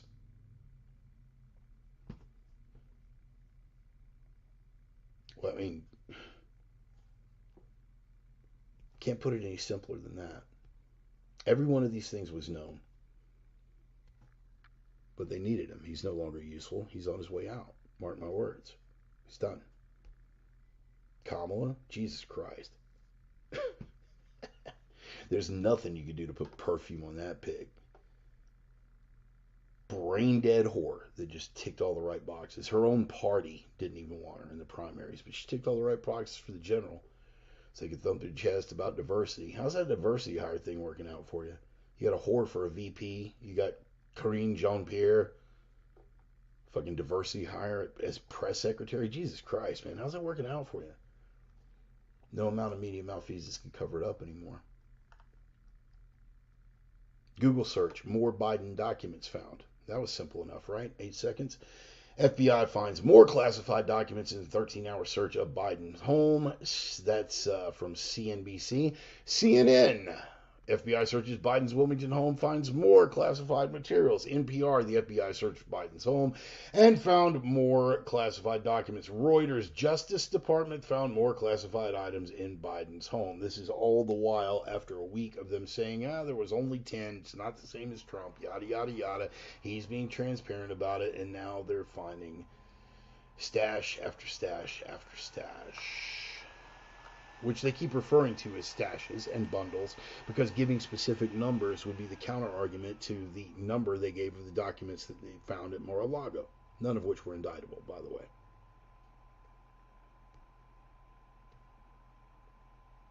Another Google search for you right there in the next bullet point. Biden documents Ukraine. Biden classified documents, U.S. intel materials released. 10 documents found in his office, covered topics including Ukraine, Zelensky. London Guardian, materials concerning Ukraine. NPR, Biden's classified documents predicament, not the catastrophe it was when they raided Mar-a-Lago for the orange guy.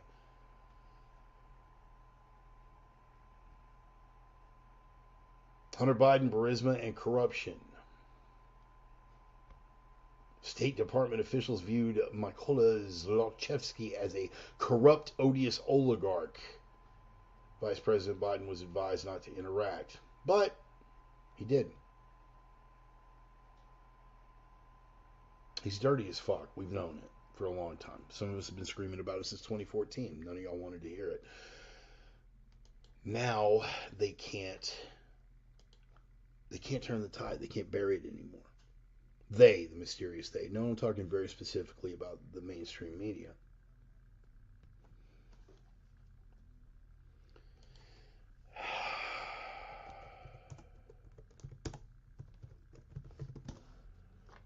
Here we go.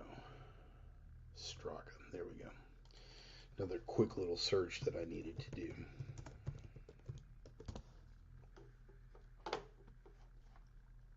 Here we go.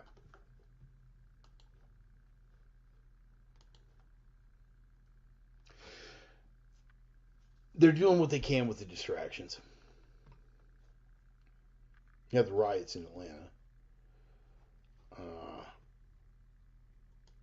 That's going on. Again, the mostly peaceful protest, that sort of thing. You have the mass shooting in California. Why? Because those things have always worked. They are running the playbook because those are the things that have always worked. But ordinarily, they would have run the playbook and they would have shut the fuck up about these documents. They keep talking about it. And journalists are asking Karine Jean-Pierre real questions. I got to tell you, as a wordsmith and as a crafty liar, Jen Psaki was magnificent. Plus, she was a redhead with a great ass. So, I mean, you know, I'm a little weak. I would have loved to have seen what she would do with this instead of the disastrous shit show that diversity hire is pulling off. It's being taken away from him. Not because Biden is a bad guy. Not because Biden is a good guy. Not because he's useful or particularly not useful. In the moment, it's just simple self-preservation. They're going to have a hard enough time in 2024, and they do not need this hanging over their head. What else is coming up? February the 7th, guys. What do you know? Come on. What's coming up February 7th? State of the Union address. Oh, that's going to be interesting. First State of the Union address with a Republican-controlled House, and this hanging over his head. It's a bad look, man. Sorry, Joe, you gotta go.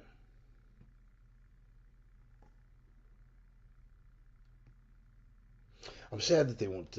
I'm sad that it's not going to drag down all the other responsible parties, Republican and Democrat. If you are a Republican and you stand with Ukraine, fuck yourself.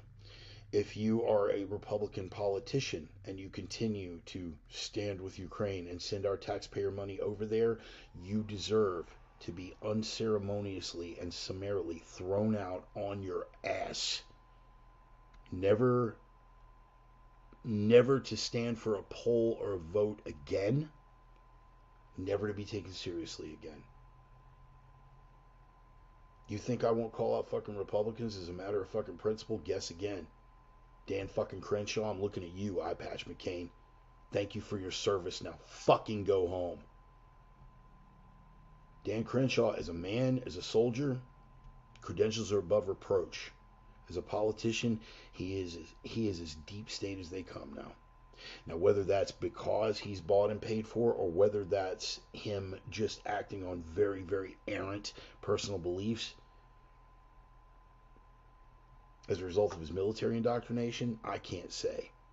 I don't know the man. But he's got to go. Mitch McConnell, go.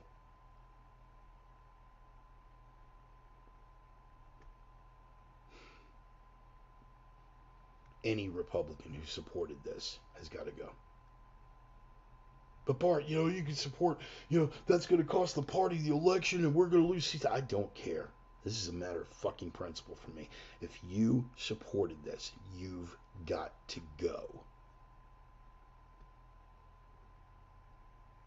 What's up, Mr. Wade? I see you lurking down there, buddy. You gotta go. I'm going to break this down for you. Here's a real simple fact you can throw at whatever completely ignorant person is in your life. Maybe it's your mother who still buys this Ukraine nonsense.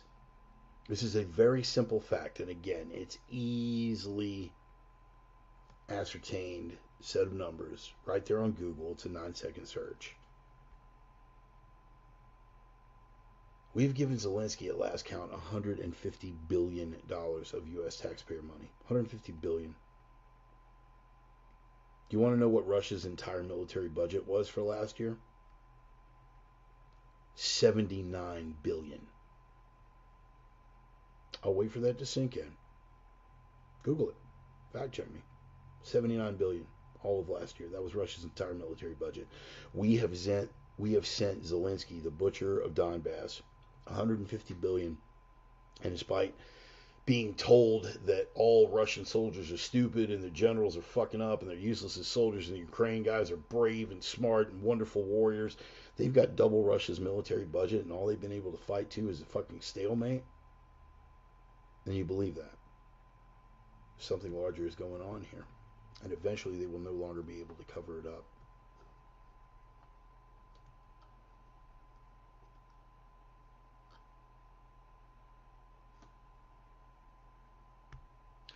But the main thing is this.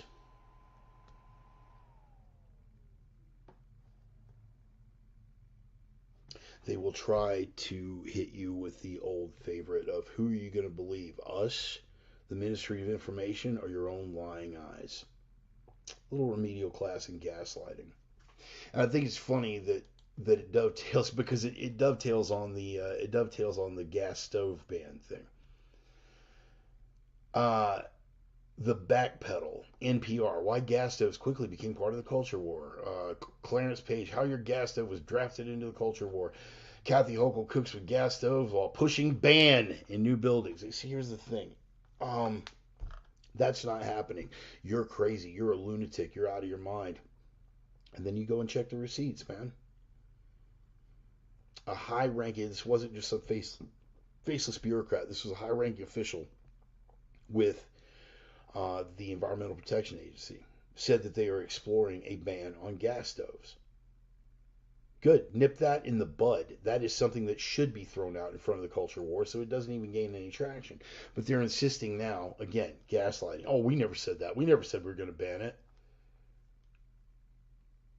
Kathy Hochul, governor of New York City, there is a ban on installing even the facilities to hook up gas stoves in all new buildings in New York City.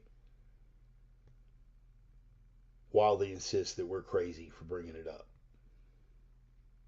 There are bans in Seattle, in Portland, in many cities in California.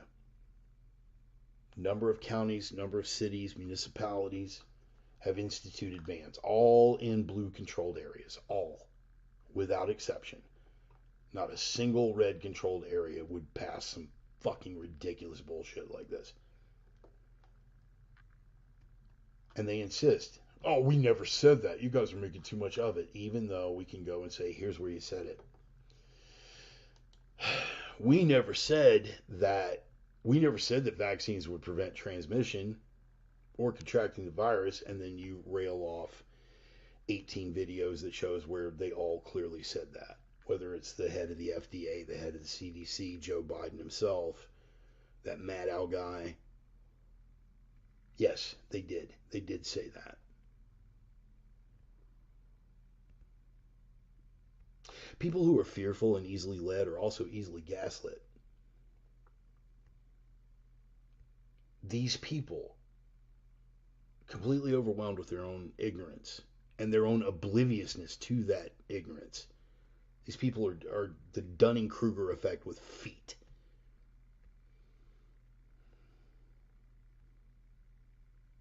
They will insist to you, straight to your face. They will defend that Biden never said that the vaccine would prevent transmission. The CDC never said that. Nobody ever said that. And then you show them the videos. What have they got? No, that's stonewall them. I will tolerate a lot of things. Hey, sis, I love you. That's my sister Nancy. She's awesome. I will tolerate a lot of things. You could lie to my face. You could spit in my face. Two things I will not abide. One is condescension. Do not fucking condescend to me. And do not gaslight me. You guys are familiar with the term gaslighting, right? On a person-to-person level, it's often used by people who are just toxic narcissists. It's actually based on an old stage play where a guy deliberately tries to manipulate his girlfriend into thinking that she's insane by literally adjusting the gas lights in the house to make her think that she is insane, to make her think that how she remembers things is not what actually happened. Oh, do you remember it being high like that? Oh, no, it was way down low. You remember seeing this? Oh, no, it was like that. Deliberately making people question their own memory, deliberately making people question their own sanity. You didn't hear that. We never said that. Unfortunately, unfortunately for them, we live in an era where the internet is forever. You saw earlier in the program, you watched me do the search for the Biden soundbite. Took me, 11 seconds? Biden did no such thing. He did not flex his muscle in, he did not flex his muscle in Ukraine. He did not, and it took me 11 seconds, and I played the soundbite for you. They will insist to you that you're crazy for believing it, for believing outside the mainstream narrative. Even as I pointed out earlier, the narrative shifts. The narrative shifts on the fly. Oceania has always been at war with East Asia. We have always said that Biden was tied in with his son and influence peddling. We have always questioned Biden's mental stability or the fact of whether he's got symptoms of early onset dementia. Gavin Newsom was always our preference going into 2024. We never told you that the vaccine would prevent transmission. You feel me? Just a remedial class in that gaslighting in light of the gas stove thing. The irony of that was just, I laughed myself stupid when that came out. You're you're seriously, deliberately gaslighting me over something involving gas stoves. Jesus Christ, man. I can't even keep track anymore. They will constantly try to make you question your sanity.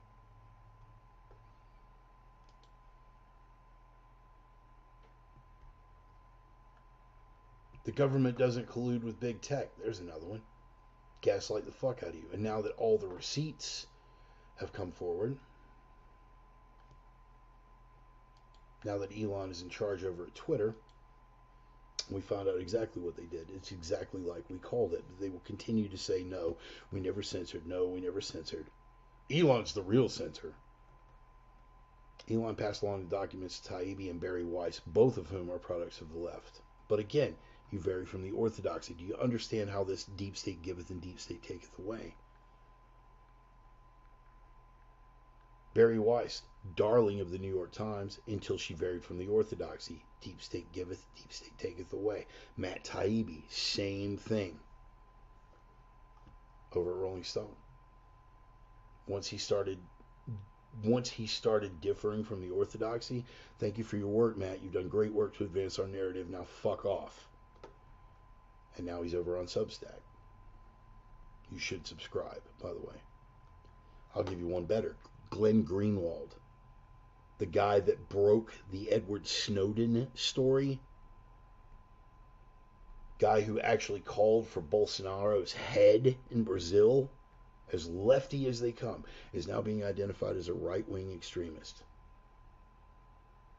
because he had the audacity to differ with the orthodoxy. These people are a cult. The followers are a cult. People at the top, well, it's the same with any other cult. They are the power players. They are the deep state. They put you in the position that you were in as long as you were an asset. The deep state giveth and the deep state taketh away. You will find yourself on the outside. Only now, you're not completely without options on the outside. You have organizations like Substack. You have video platforms like Rumble. You have a social media platform like Twitter that Elon is slowly returning to the will of the people. But getting back to gaslighting, oh, that thing about big tech working with the government. Oh my God, that's so fucking. I want to tell you about a guy named Brandon Straka. You guys familiar with him? What do you know about Brandon Straka? He was the founder of the Walk Away movement. Some of you guys out there is ringing a bell now. You're having the flashbulb moment. Brandon Straka. Oh yeah, I know that guy. Gay dude, total fucking Hillary supporter, and then he got red pilled, and he started the Walk Away movement. A whole lot of people were like following, and then they called him first they called him a Russian bot, and then they said he was a disinformation guy. Blah blah blah blah blah. Again,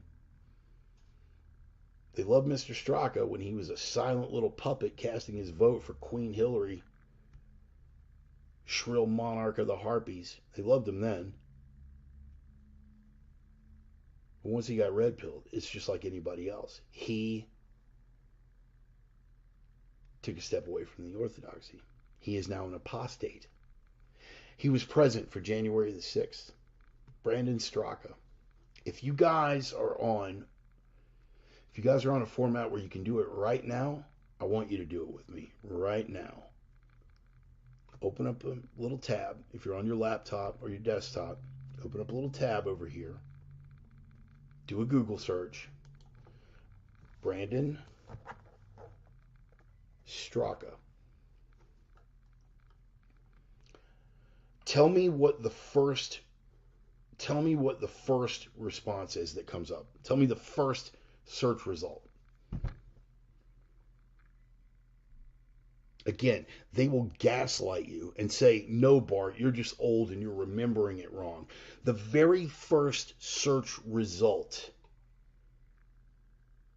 www.justice.gov.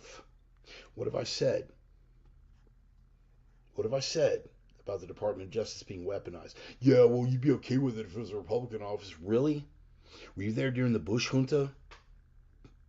When I screamed for 8 fucking years, 4 years behind the John Ashcroft DOJ, and they were weaponizing it against people who I had a predisposition not to like.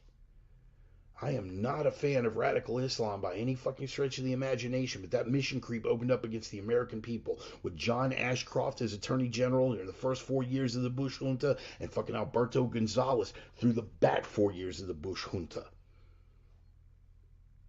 The Department of Justice became weaponized against the American people, and I raged against that as a matter of principle. So if you think I'm going to roll over and play dead now just because a different team is in charge, guess again, Sparky. Brandon Straka was the first thing that comes up. Yeah, and I saw that, by the way, Roman. I saw that. Yep, it's first in DuckDuckGo, too. DuckDuckGo is not your friend, dude. Dude, don't think that they are your friend, because they rolled over and played dead for the disinformation crowd as well. No, we've got to control the spread of dangerous misinformation on the internet. I don't give a fuck what they're preaching. But the very first result is from the Department of Justice, the Merrick Garland DOJ. Brandon Straka. All of the things that Brandon Straka has done. But the DOJ one is the first one that pops up. Wow, that's really unusual. Why would that be? Because he was convicted of a misdemeanor in association with the January 6 events. You heard that old joke about, you build a million bridges, but you fuck one goat? Yeah, the January 6th guys are all goat fuckers now. Let me tell you how it works. Anyone convicted, and I cannot I can only verify that. Anything beyond, but what I'm hearing is that some people who are waiting for trial, or some people who were accused or arrested and not for the January 6th events, anyone who was convicted, wow, how odd. No matter what else they might have done in their life, if they were convicted of anything involving January 6th, the first entry when you Google their name will be from the Department of Justice with their relevant information. Now, right now, the cognitive dissonance crowd that will make any excuse in the world for the fucking regime, you statist fucking grazers, right now they're backpedaling. They go, well, that's perfectly normal. That's perfectly normal. That's perfectly normal. Okay, I'm willing to be shown that. I'm willing to be shown that. You show me where there is any precedent for that. Any precedent for any crime. Okay? Okay. Let's try this. Just to see if I'm wrong while we're live. Okay? Just to see if I'm wrong while we're live. Google search. Timothy McVeigh.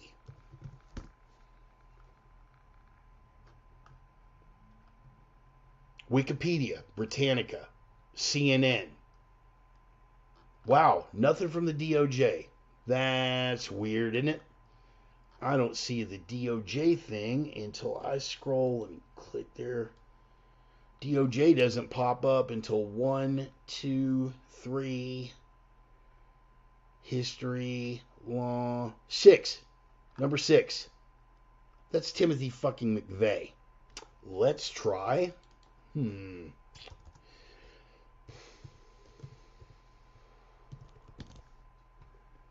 Let's try, and I'm maybe spelling it wrong. Ted Kaczynski. There we go.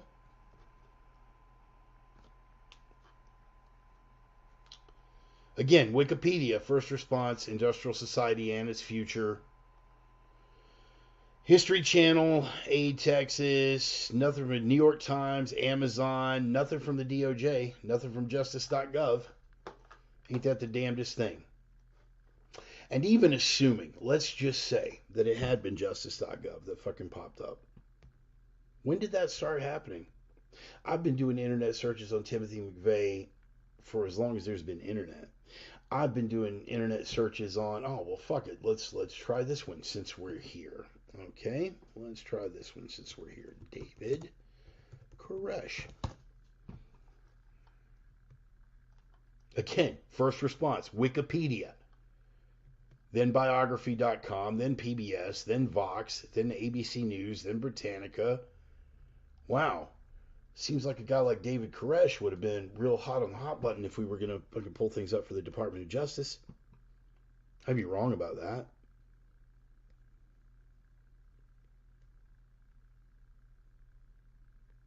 How about other people? How about Antifa? How about Antifa and BLM rioters that were arrested during the events of 2020? Is that the first thing that pops up when you Google their names?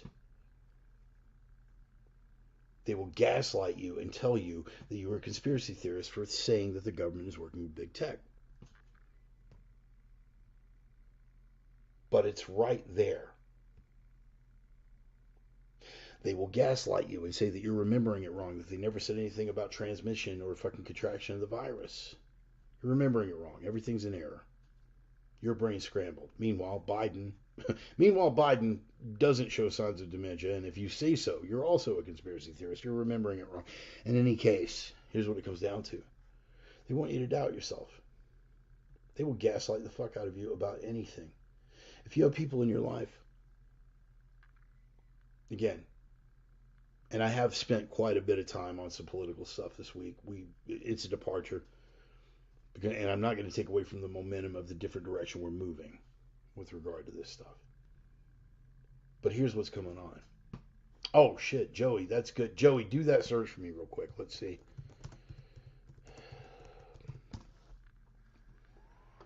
Yeah. Osama bin Laden, Wikipedia. First entry that comes back. Good observation, Joey. Good catch.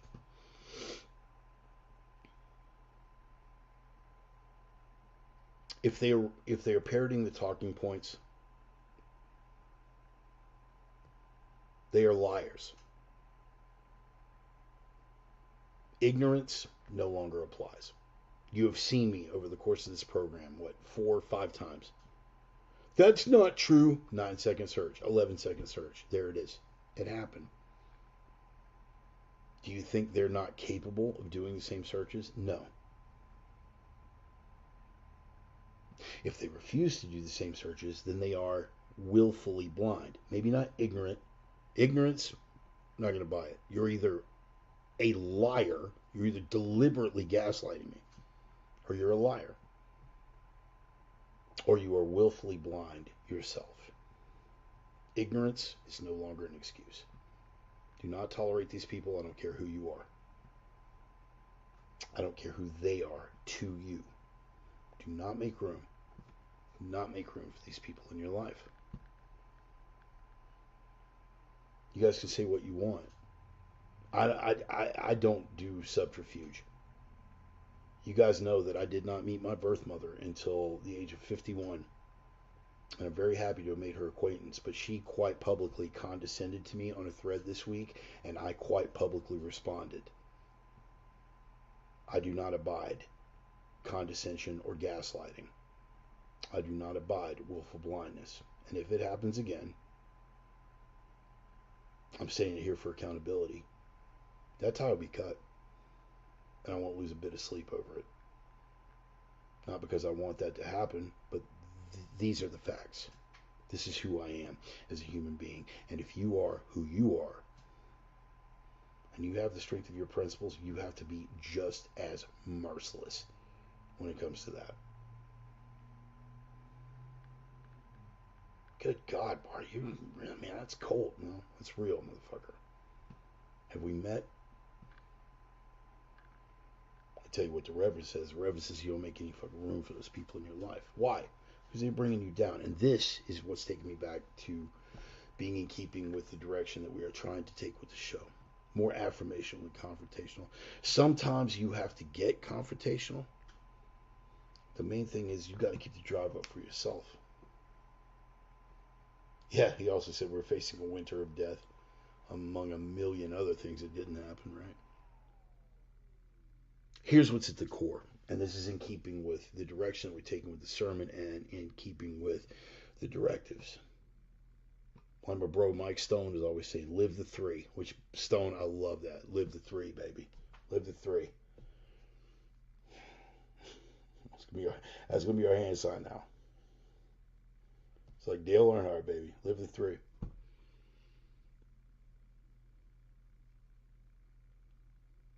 All of these things that they are attempting to do, from the gaslighting to the condescension, they want you to doubt yourself.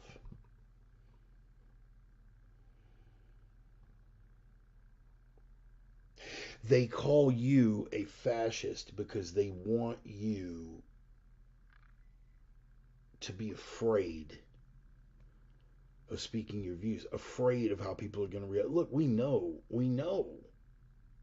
how the general person reacts to a swastika, or you're accused of racism or fascism or anything. We know now the tide's turning on that, and they have no one to blame but themselves. They want you afraid. But beyond just afraid to speak your mind, they do want to gaslight you. They want you to doubt that you're even remembering things the right way. They want you to doubt whether you're really on the right track. Jesus, man, there's all this pressure to saying that I'm a fascist. I mean, good Lord, am I a racist? Am I? Oh, good Lord, man, I watched that guy's sermon on Sunday. Am I a right-wing extremist now? I read that dude's blog. Holy shit, man, am I an enemy of the state? What's going to happen to me? I've got a wife and kids to think about. Doubt.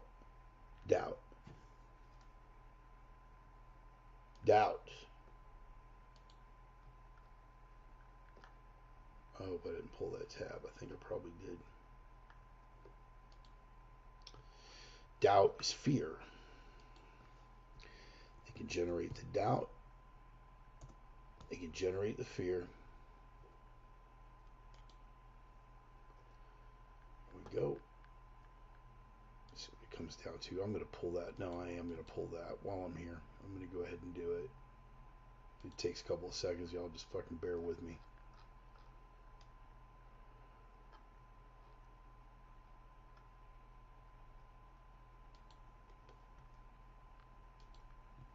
They want the doubt.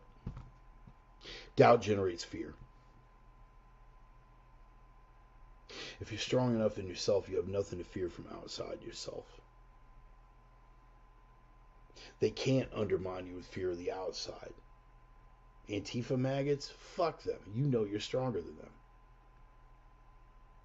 People who parrot government talking points, you know, you're dumb because you're a Walmart shopper. You work with your hands for a living. You got calluses. It's not going to generate any kind of fear. Not from outside yourself. You're proud of who the fuck you are. They want you to doubt on the inside. Good Lord, am I thinking wrong? Am I remembering it wrong? Jesus Christ, am I even on the right path? What's going to happen in the long term? You'll hear them using words like, do you want to be on the wrong side of history? Oh my God, the wrong side of history. Jesus, do I want to be on the wrong side of history? I need to re-examine all this stuff. My God, I wouldn't want to be on the wrong side of history.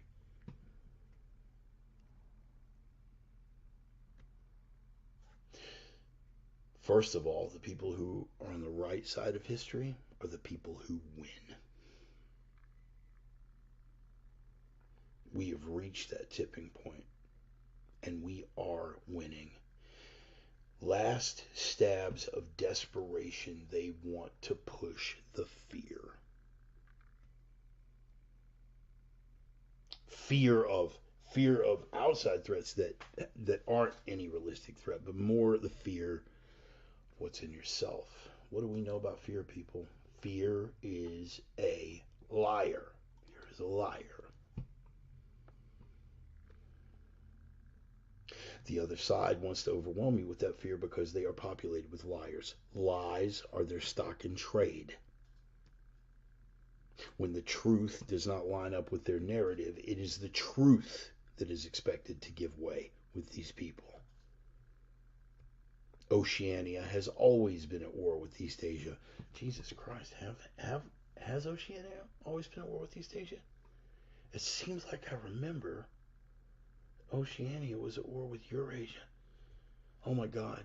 Well, that's all I'm hearing is this, and when I do a Google search on it, that's the first thing that comes up. I must be remembering it wrong. Why did I bring up the Brandon Straka thing? It's simple. That's part of the fear.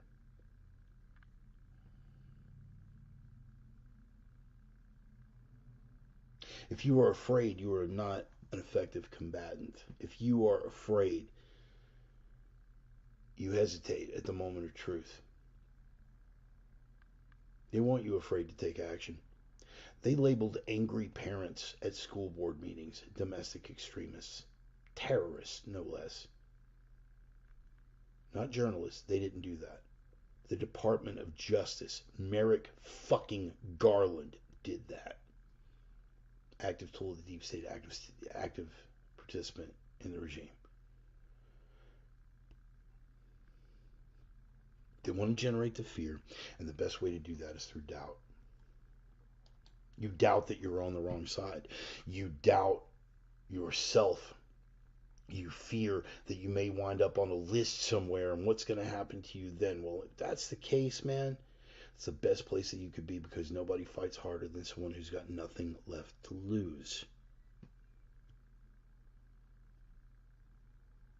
You want to keep feeding the crocodile in the hopes that it's going to eat you last? And to justify that in your own head, you're going to run everything back through that filter. Could I have been wrong? You always want to examine it, because there's a possibility that you could have been wrong. But I urge you, particularly in the light of an era where the people in the structure and power feed on lies and do everything they can to generate doubt. I urge you to take serious stock of yourself. This is why I'm constantly saying that you have to reflect on your own beliefs, that you have to be willing to have your beliefs challenged. If you've never been in a couple of scraps and dust-ups, if it comes to you when it really counts, you're probably not going to be too effective. Same ideologically.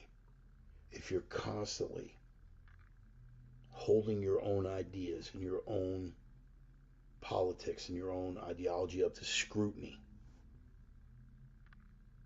if it is found wanting, you need to make the necessary adjustments. That's what it is to be intellectually honest and ideologically consistent.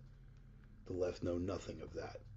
Without exception, the left know nothing of that. All ethics to them are situational. All morals to them are malleable. All truths are relative. Just a thing to be deconstructed, to quote the postmodernist. I urge you to re-examine your beliefs every day, so when the moment of truth comes, the fear and the doubt that they will try to infect you with, to break your will, to break your posture, to break your spirit, to break your confidence, will not be effective. That you will stand strong on your principles, knowing that they have held up to every challenge that has come before. Blind ideologues and zealots are not only stupid, but they are among the most frightening demographics walking the face of the earth, because they haven't one time given thought to what they actually believe. They allow other people to spoon feed them, do their thinking for them. I will never advocate that. I want you to check me. If I present something and you say, hey man, that sounds like bullshit, show me your receipts, man. Bring it. I don't care what it is, whether it's a Russian military budget or a study on MK Ultra or something that Walensky and that rest of the cons of the CDC had to say, bring me the receipts, man. I am never afraid of having my ideas challenged. But challenge them on a daily basis. It's just like inoculating yourself to fear. Whole principle that Coach Tony Blauer is all about. Brother Sonny Puzikas has a whole class devoted to it, which I will be in April, by the way. Bone, if you're watching this, I'm looking forward to seeing you. You challenge your own beliefs on a day-to-day basis. And when the orthodoxy comes for you, tries to gaslight you, tries to force you to doubt yourself, tries to call those beliefs into question, you will not be vulnerable. But beyond just ideology, live your life in such a way that you can be proud and confident in the direction that you're headed. There will always be setbacks.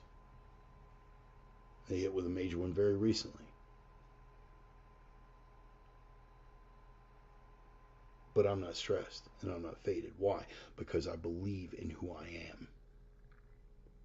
Because I believe in what I'm doing, both for a living and outside of what I do for a living. The way that I'm living, I will put that before anybody with no shame at all. Your opinion of how I live has got nothing to do with me, man. I wish for each and every one of you that same level of confidence. All I'm doing is offering advice. Hey, man, this works for me. Remember how a couple of weeks ago we went into the difference between evangelical and dogmatic. I'm very evangelical about everything. Because I've tested all this stuff for 53 years on this fucking planet, and it's worked, and it's held up for me. You are not going to shake my confidence. I know for a fact there are some of you out there who are watching this who, on some level or another, maybe not something way up at the top, but something below the surface, not feeling confidence. Fix that. Don't doubt yourself. It's your mission. It's your adventure. Fucking live it.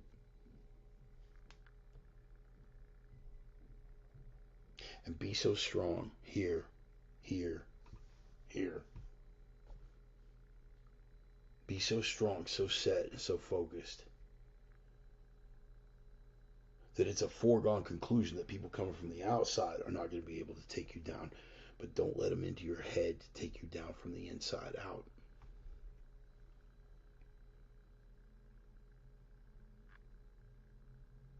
Build that strength, build that confidence.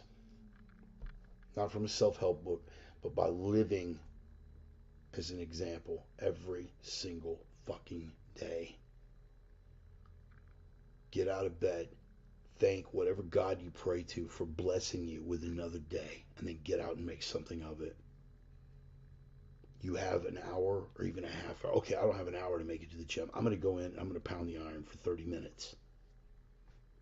Look up Josh Bryant, Jailhouse Strong. Just look up right on YouTube, Jailhouse Strong 30 minute. They'll get you done. 30 minutes. It can be done. And don't ever be afraid to have your beliefs called into question. But once you have set them in stone, and once they have been tested and found not wanting, do not ever let someone from outside yourself undermine that confidence. Go forward, live strong, dial yourself in for the fight. Emotionally, spiritually, and physically. Dial yourself in for the fight. Because that fight's coming. It's already here. We're not going to get caught up in it. Oh, more to the point. We're definitely going to get caught up in it. But the fear looming over everybody's head doesn't have to be something that affects you. If only you can have confidence in yourself. So live in a way that honors yourself. Live in a way that honors those that love you and those that you love, and live in a way that honors that little spark of the divine that resides in each and every one of us. Never doubt that spark that you're holding. Chin down, hands up. Let's get ready to rock this shit. Remember that in the end, we win. I am the Reverend. That is the gospel. Appreciate you guys being here on yet another Sunday. Coming and kicking it with a couple hours with a fat, toothless, crippled crane operator with some opinions. Appreciate you guys being here. I really do, man. Listen, don't let anything shake your confidence. Yeah, we spent a little more time than I really wanted to on the political stuff, getting back to some of the old roots, but it's because there was a lot of shit to cover. And it figured in with a lot of the stuff that we're talking about on a personal level. This is all about you, man. It's all about you and me and the struggles that we go through on a daily basis. Individuals making ourselves the strongest that we could possibly be going forward. That's strength. It's one of the prime directives, man. You guys already know it. But I appreciate you guys being here again. I'm going to, now that the sermon's over, I'm going to pass around a little digital collection plate for anybody. Anything that we went over here, open your mind, broaden your horizons and your scope a little bit, change your life, stuff that you might not have heard of before, man. You feel like throwing me a little bit of coin, that would be outstanding. I'll pass around a little digital collection plate here. If you want to make an offering, I'm on Cash App, I'm on Venmo, I'm on Facebook Pay, I'm on, you name it, I'm there. I understand that we're still living in a Biden economy, so not a lot of y'all are going to be able to do that. And I totally get it. Handle your business, man. I get it. Here's what you can do for me. If you got your own social media presence, if you got a Facebook page, Twitter feed, what the fuck ever, repost the sermon, share. All of my sinner sisters, all of my reverends, rangers, all of my prophets of doom out there, man, just let them know, hey, man, fat, toothless crane operator with some opinions. Rants and raves every Sunday for a couple hours, man. You might want to check them out. Post it on Facebook. We are back on Facebook Live. Reverend Bart's America is the new fan page. But above and beyond anything else, man, you guys already know. You got to live the 3, man. Mike, I really love that, by the way. Thank you, Stone. Live the 3. Live those prime directives, baby. Try to bury you. The signal to noise ratio right now is all fucked up. They'll try to bury you in the noise. You've got to be that signal that cuts through the noise. helping the signal cut through the noise. They'll try to bury you in the darkness, try to emasculate you, demoralize you, dehumanize you with the darkness. You got to be that light, bro. Even when you're not feeling it, you got to be that light to break through the darkness. But above and beyond anything else, the prime directive, the iron rule, you got to be that strength, bro. Strength. Not just here, but here, and here. You've got to be that strength that throws the weakness into stark contrast and crushes that fucking weakness. Because without strength to crush, you're not going to be able to be that signal breaking through the noise. You're not going to be able to hold the light and break through the darkness. Strength above all, mentally, physically, spiritually. I love you guys, man. Appreciate you. Live the 3. I'll be back next Sunday. Same basic time, barring any further complications. Absolutely love y'all. Thank you for making me feel like not so much just a lone voice in the wilderness. Appreciate y'all being here. My sinner sisters, my reverends, rangers, my prophets of doom. I am the Reverend. That is the gospel. We will see you next Sunday. Appreciate y'all being here, man. Thank you. Can't thank y'all enough, man. Peace. Next Sunday, man. Take care of yourselves. Take care of each other.